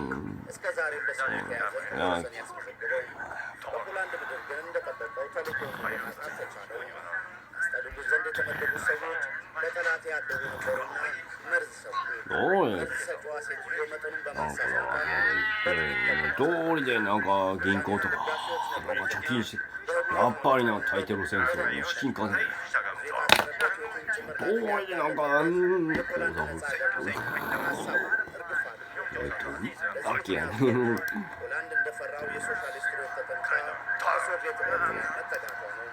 በዚህ የተነሳ ለጥቂት ዓመታት ተከፍቶ ለነበረው የቀድሞ የአንዲያን መንግስት ሀሳቡ ተመለሰም። በዚህ ጥድፊያ ደግሞ የሚሆነው በቅድሚያ የአውሮፓ አላጣም። እናም የአውሮፓ教育してたけん。ከለንደን መስከረምいやいや入国できんなし。 ባለጠጎችን በስብሰባም ヨーロッパ方面に。 ሀሳቡን መስበክ መደበኛ おいスイス。 የቫቲካኑ የበስተኋላ あんまりもうだろうね。日本語だ。実はね、ここにいるね。大欧州日本人が。俺たちも聞かしてくれ。そうよかったよ。だから叙勲式に行っただけで、なんかあとはね、皇居でね、悪いことはまさかと合ってるような形跡にあるから。書いてないよね、日本語はみたいな。俺は項目見たら全部経営である詳細書いてない英語はやっぱりなやっぱりなあそこの連中やっぱりな水はいたか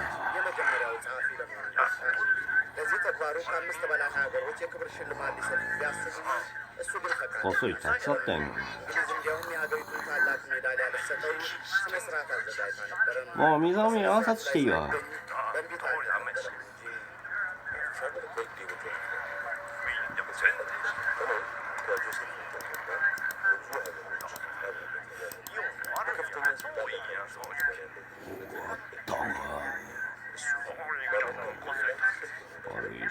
おさん見させてもらったね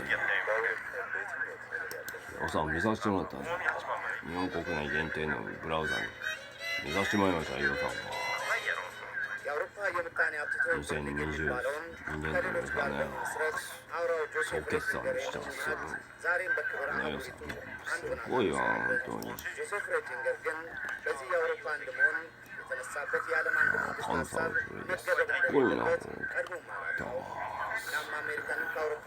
これ一級町だって一宮町じゃないんやなびっくりした一級神社って神社本庁へもしかして統一教会そうかもねこっそり一級法人登記と称してこっそりあそこ移転しましたよやっぱりな去年やっぱりな長崎やっぱ襲われたかああ通りななんか米官僚が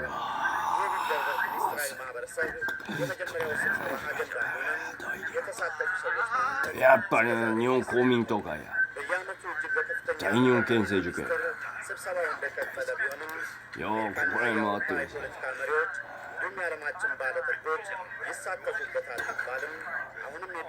さすごいよこのクッキーに来てくれたのか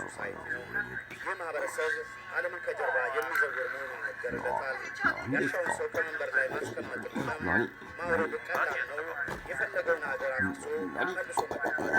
何ですか何見ていい人見た何こんなに金融機関集まってる。የጆሴፍ ሬቲንገር ስም ከቱሪዝም መስረት ጋር በመያያዝ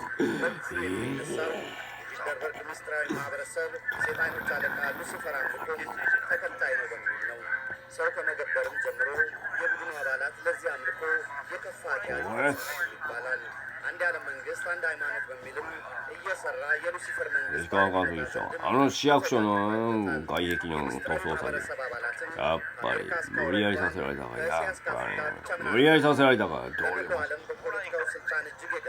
急にできててできるか半分以上塗装できてできるか無理やりいや無理だサーリーさんのこと本当は安藤やろ安藤奈々やろ青田奈々やろ俺はねけど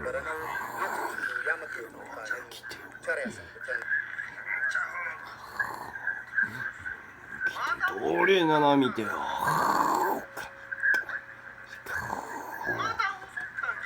どれでおかしいと思った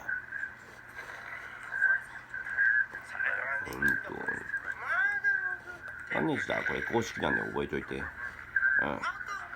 公式なんで覚えておいてください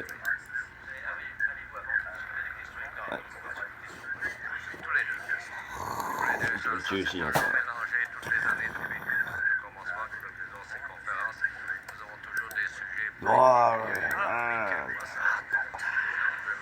やっぱトランプ本みたいに保存したかこっそり石川基長たちなんか新山になんか SNS 条例作りました。なんかあんなやつ保存の義務化とかなんか作りました。作りました。多分作ったと思うわ俺の予想やとな。作ったと思うわ。作ったと思うわ。多分間違いない作ったと思うわ。大抵に共通ですからね。ほらねこれ。俺の場合は統一したんだな。統一してるんでいいんやけど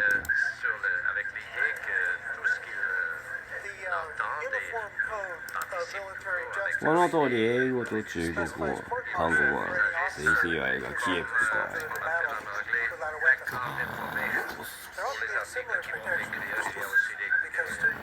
意外とチャタムが英語会もやったから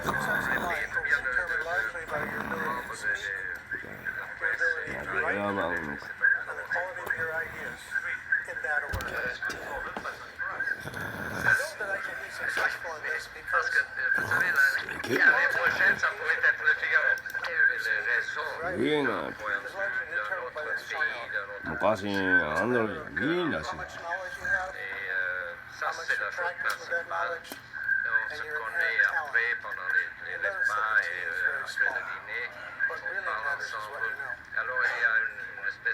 This point came to me some decades ago when I was skiing at Sun Valley. I heard that it was Celebrity Weekend, and one of the celebrities was a very famous Olympic perfect tennis. あれは二記入の前さ全然注意さなかったな全然言うこれ一致するかねこっちの会見見てくれたらすごいねすごいなこれさ何自動車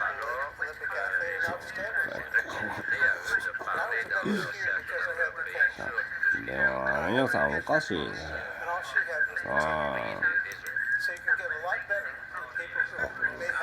びっくりした俺がすごい4兆円って四国全土とか西日本全域かわい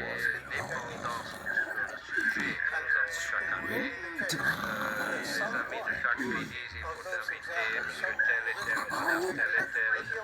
これジェミニが取りましたこ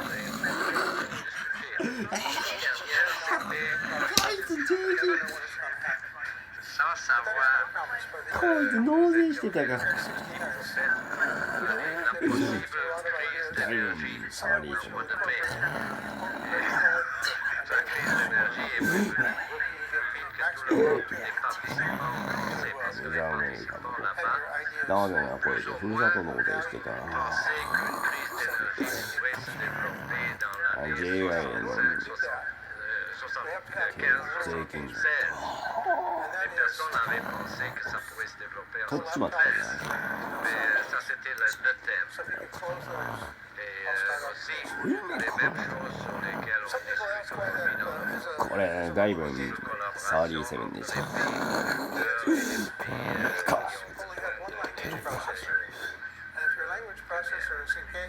取っちまったか多分あのベーシ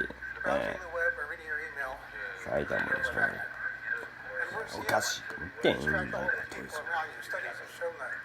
まあカイサーだよね喋ったんやこいつら赤字かうちらす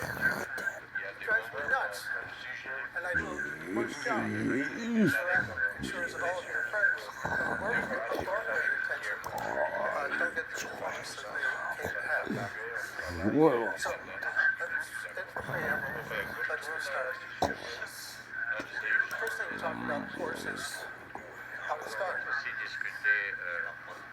ああ、新山報道祭だわね。警報が出たし。びっくりしたな、紙の地域だったよな。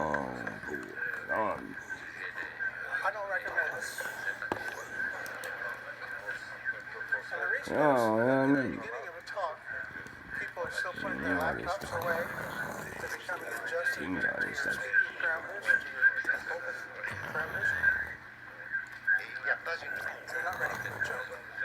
So it doesn't work very well to usually fall flat. What you want to do instead is start with an empowerment promise. You want to tell people what they're going to know at the end of the hour, they didn't know at the beginning of the hour. It's an empowerment promise. It's the reason for being here. What would be an example? Oh, I see.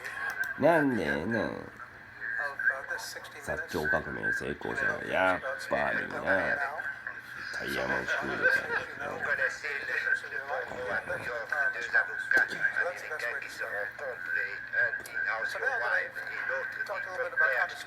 おいもうこっそりこういうのしてるからね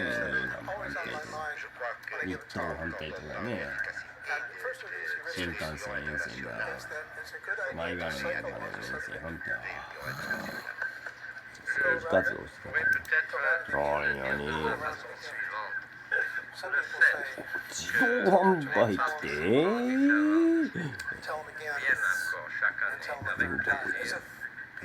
すごいね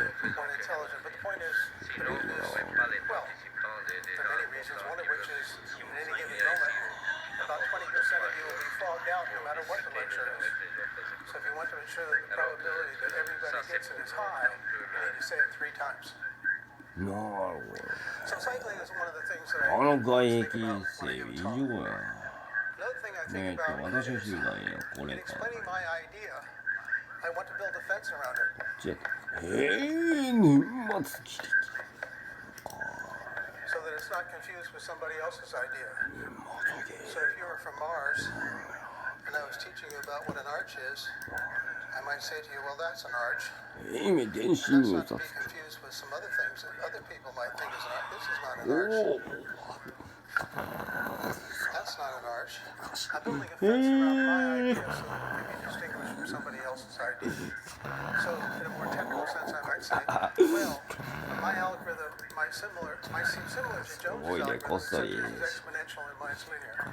That's putting a fence around your idea so that people can not be confused about how it might relate to something else. The third thing on this list of samples is the idea of verbal punctuation. And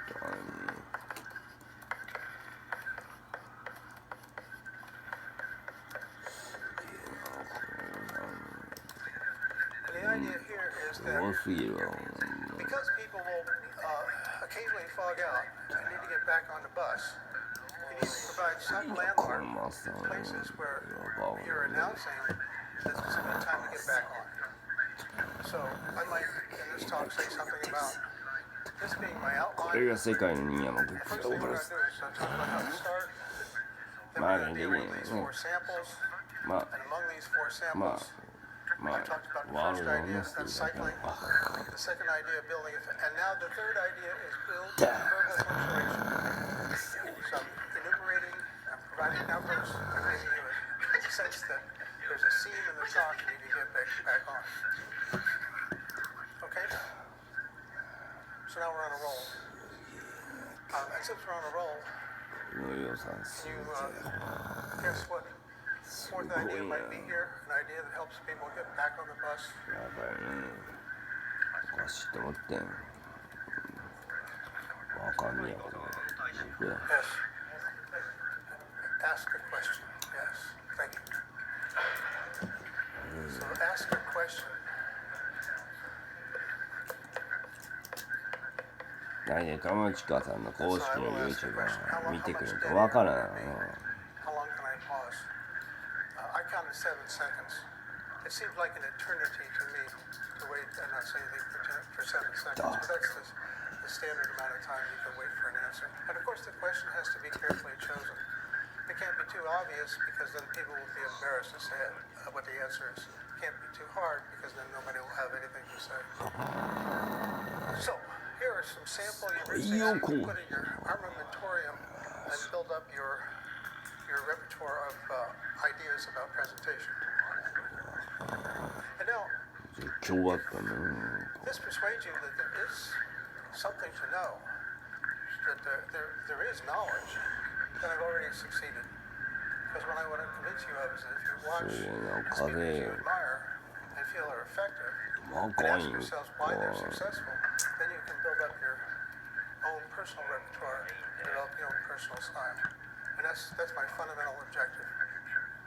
And the rest of this talk is about some of the things that are in my own repertoire that I think are effective. So, next thing on our agenda, as we start to discuss these other things, is a discussion of time and place. So what do you think is a good time to have a lecture? 11 a.m.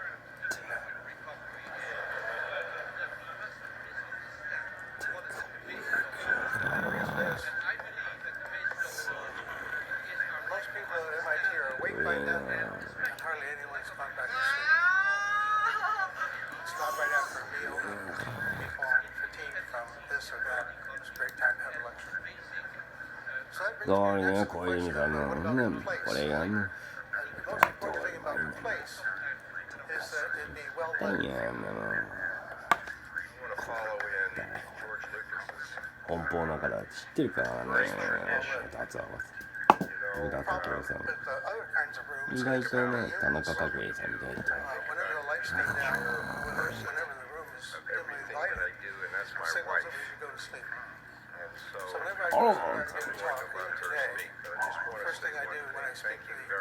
だろうね。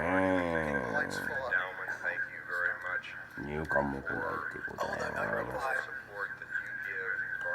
People will see the slides better as you turn the lights off. And I reply, it's extremely hard to see slides through closed eyes. 英語プログラムをやってくれたんですかいね。苦手機会に。 What else can you say about the place? Well, the place should be cased. Education, sciences, healthcare. And I mean that in a colloquial sense of, like if you're robbing a bank, you would go to the bank. I learned many years ago. Some occasions before to see what it's like, so there are no surprises when you do a robbery. Which I asked him, what should I do? Whenever I go somewhere to speak, the first thing I ask my host to do is to take me to the place where I'll be speaking, so that if there are any appearances, I'll be able to get personally involved. deal with it. Sometimes it might require some intervention. Sometimes it might require me to understand what the challenges are. So when I came here this morning, I did what I typically do. なあ似てると思ったらやっぱ似てないと思う。 Thank you so much. What can I add? I have to say that we're both honored and humbled. So finally, it should be reasonably あ、37の答えだ。 populated.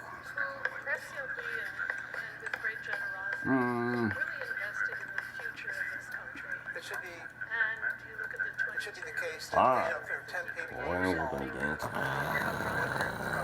on that's so much more interesting than everybody sees it. So you want to get a right-sized place that doesn't have to be packed, but it has to be more than half full. So those are some thoughts about time and place. Next thing I want to talk about is subject of boards and props and slides.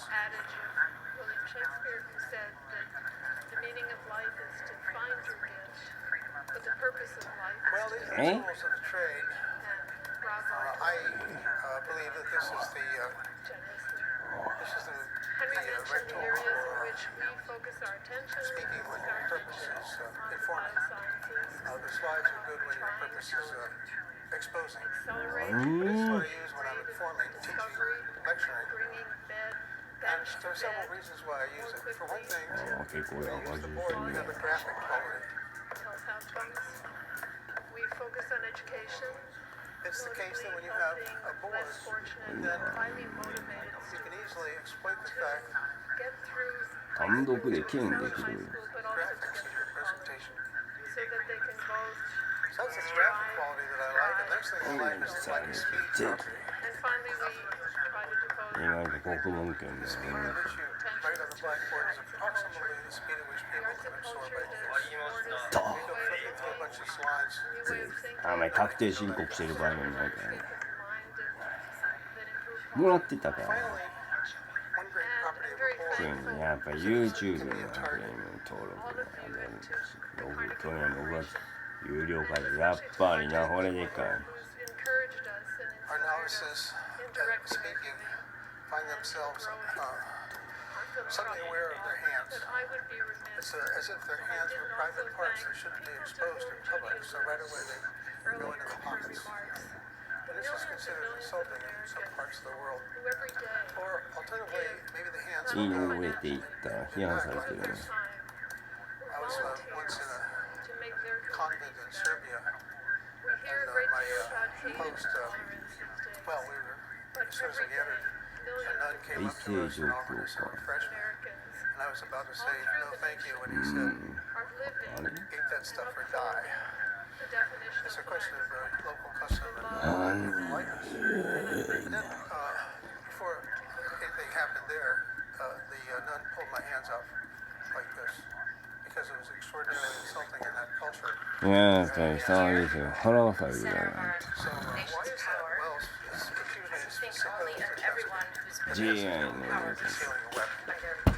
So your hands are By a system that failed to back, protect then parents whose looks children like have you been might murdered have by a an weapon. abusive partner, That's what I mean women by who suffered the virtue, domestic violence, one of these virtues yet of not the believed, board. Now you have something children to do with your who hands. suffered life-altering trauma and post-traumatic stress at the hands of I was once watching Seymour Papert give a lecture. That's I why thought it was passing terrific.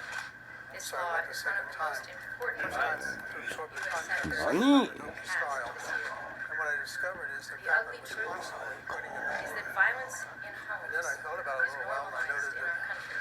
none of the stuff he was pointing to Try to had stay calm anything to do with when what he you're was witnessing saying. something. Nevertheless, it was a Try to stay effective calm technique. if after you were strangled, だからね、女性化してた A か little bit ら。 about the virtue でも、超円近いな。 chances of perfect abuse. 実際のとこ1兆円やな、みんな Because no one そうした takes の。 into account the different ways losing presents many black decades ago. I saw 西日本全員血が覗いて、西日本全員カバーできる。 vaguely there was about I am in awe a woman who was a happy marriage. And her after husband the murder of their children. すごいわ。 Fought to change the law. he was going to lose.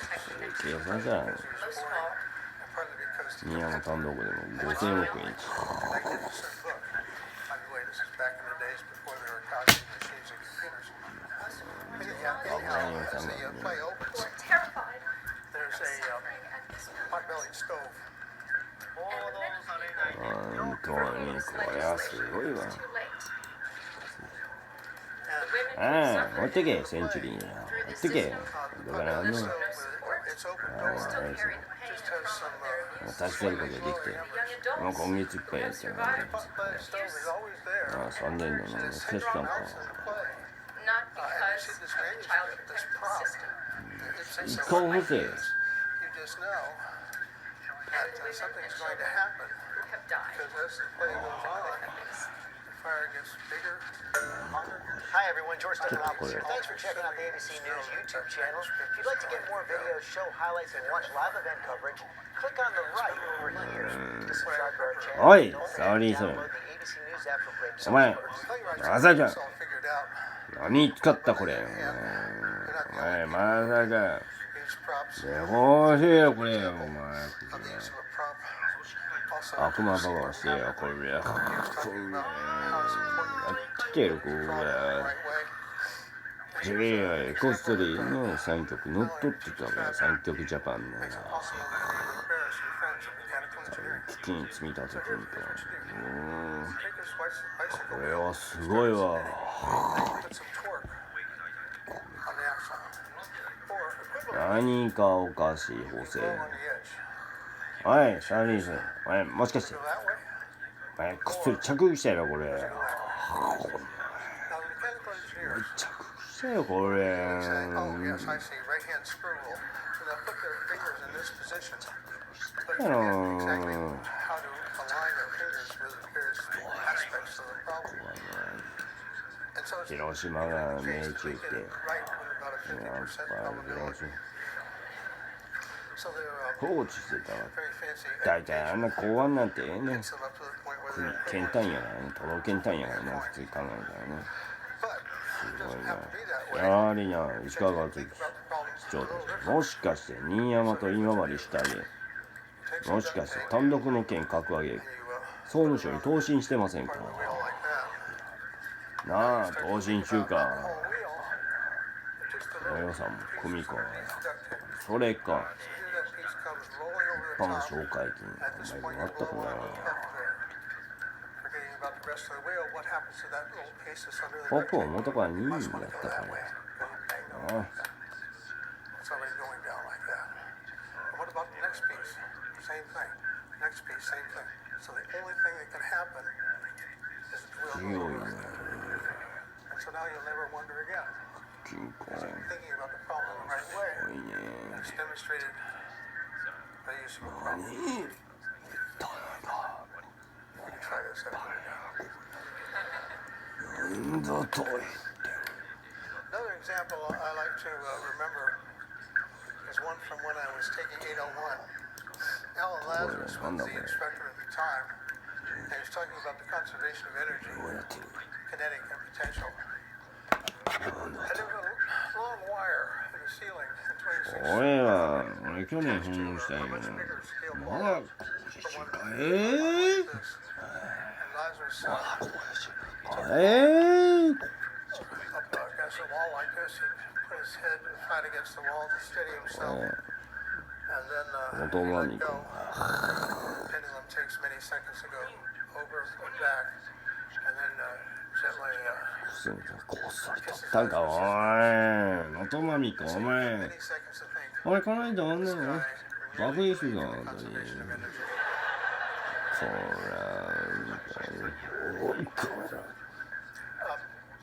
Do not try this at home. やっぱり JR 四国が放置してたな First time you do this, you may not just let go. There's a JR 九州へ知ってますよよテレビに出てくるのあんまり出てこんなそういえば俺 so that's a 東京 little bit の無視してた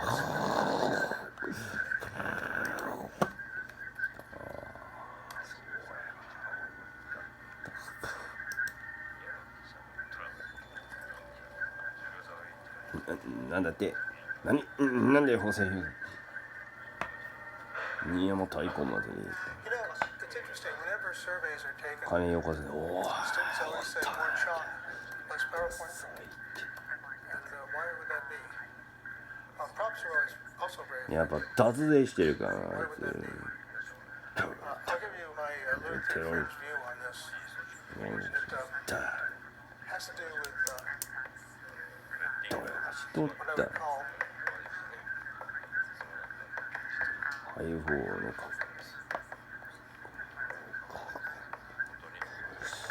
いやー大丈夫だな俺がね自分の開い峠出した長島めぐみと半めぐみやって4月に行ったんやけどね行ったら保留した割にはさもう帰って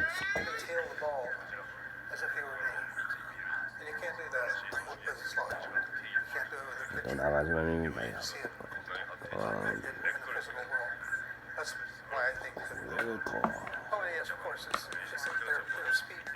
これか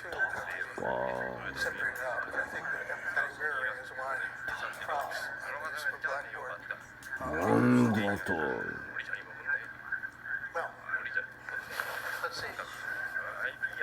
はい水揚げ大将がやった大将ですね応援事業大将がやったねなんだこれ予算あもしかして増えたか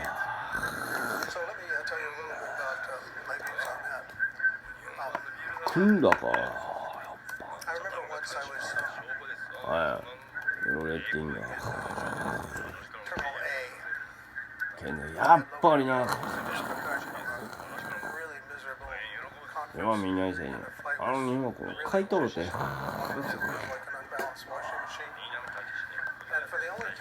たか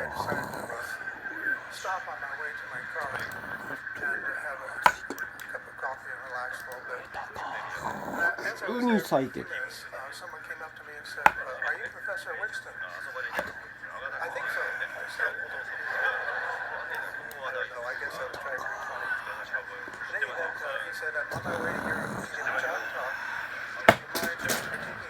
やっぱり全年のやっぱりな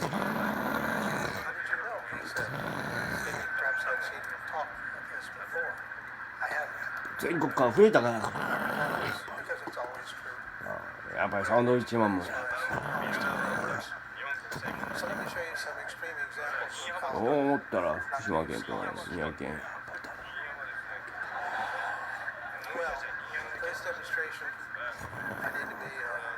ああそうだった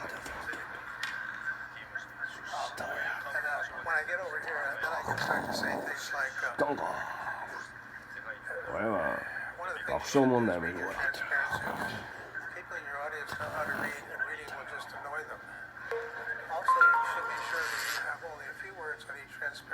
やっぱりLiberal democracy can survive the current period of disruption, but it's going to have to change. The volatility and the risks that we are witnessing across much of the Western world are anchored in some very deep changes that have been swirling beneath our democracies, that have been coming for many years, and still have a long way to run. They relate to全国から出資が増えたら誰もみんな要するにあの日本語は広島県が買収してる株式会社最近会社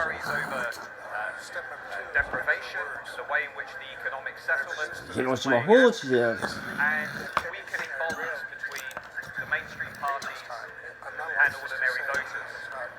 Those four currents have been with us for a very long time, before the Great Recession, before the arrival of Facebook, Twitter, and Big Tech. But they are now producing very substantive political effects, and they will continue to produce substantive political effects. So liberal democracy has to change. It has to make its political systems more representative. It has to ensure that people feel that their nations and communities are secure and have strong, robust external borders. And it also, over the long term, needs to devise economic process that ensures that everybody believes that they are relatively鮮血補正 getting the gains and the benefits that other groups in society are getting as well. Very big challenges. 増えたか No clear answer as to now. The ball is very much in liberal democracy. Ideas. Half the information was on slides. He said the other half. And then for control group, he reversed it. And the question was, やっぱそれがいるが出資増えた that is, say, freshman in his fraternity, what did the subjects remember best? So bringing trilateral to Slovenia means also bringing Slovenia to trilateral. And as you know, David Rockefeller Fellows had a pre-program. It is our pleasure that we connected them at an MGM breakfast with Slovenian business society. They were talking about the global issues and how connected the world is with some local representatives and even some members of trilateral. It is also our pleasure that the former Prime Minister, who is the current Minister for Foreign Affairs, Dr. Miro Cerar, had the time to meet with them and discuss where the Europe is today and where the Europe is going.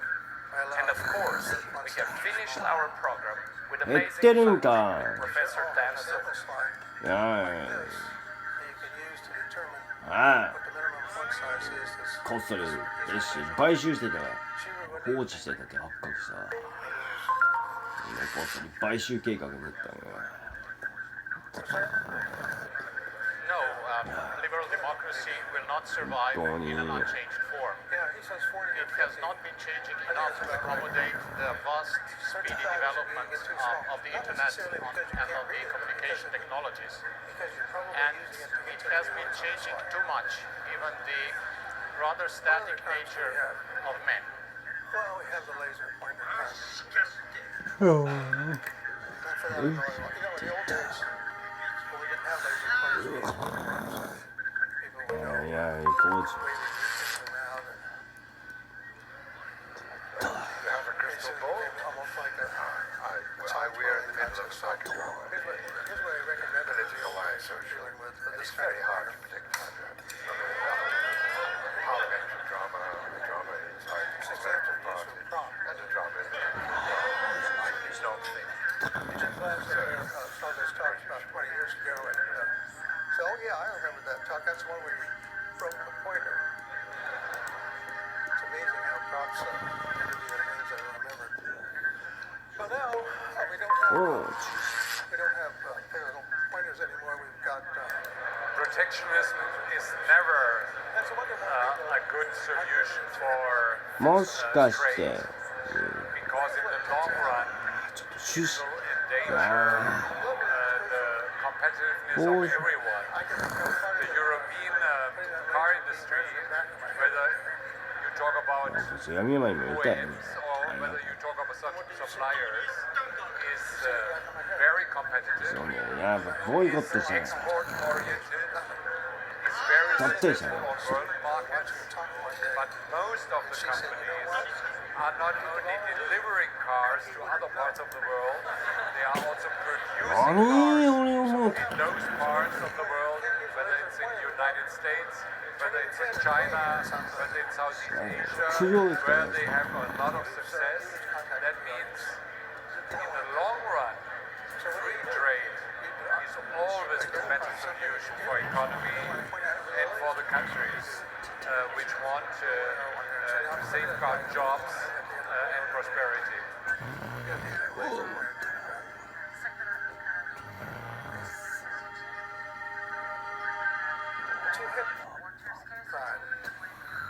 When people ask me to review a presentation, I ask them to print it out and lay it out on a table. 岩崎市は近いね When they do that, it's easy to see whether the talk is too heavy. Quantum leader is a new paradigm leader who realizes that the world is holistic. All things, all people, all problems are interconnected. There are no others. There is no もしかし separation. て別紙の件 I am you, you are me. こっそり話したかもう閉鎖するかで Very differently. やっぱりスイートンキング Identity very differently.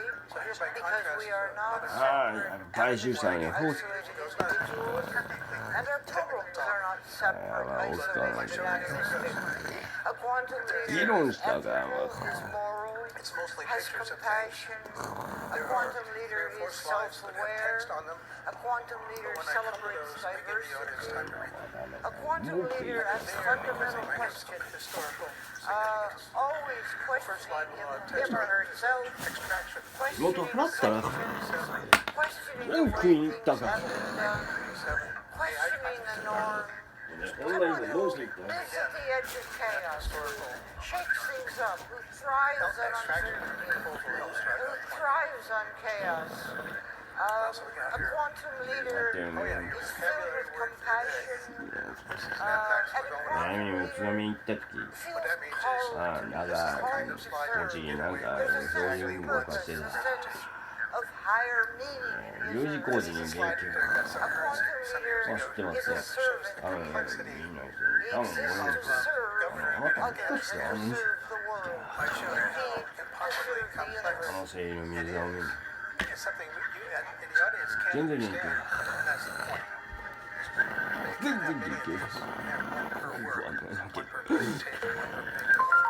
やっぱりな、大きくはないけど。話したから。Well, there's no simple answer to that issue of asymmetric attacks. That you can disrupt elections in democratic elections in a democratic country is rather difficult to do it in an authoritarian country. They really don't have genuine elections. So what are you going to do when you attack? I think we need a broad range of beginning with looking at our electoral systems to ensure that they are proportional, so you don't have the kind of issue you had in the U.S. presidential election, where because of the electoral college system, I think we need to look at the kind of electoral systems we have and make sure that we get a broad representation rather than a simple binary system of a first past the post election system. We need to think about our asymmetric advantages. We have rule of law. That's pretty important. And it's interesting. The authoritarian regimes all place their money abroad, places where there is rule of law. You can just lose everything all at once. Whereas in the West, it's the actual rule of law country, then that's unlikely. Well, maybe we can make it more difficult to use money here. Or we can be much more transparent. Definitely be much more transparent about ownership. After all, much of the money laundering you see from the authoritarian states that are in fact goes through anonymous shell companies. Still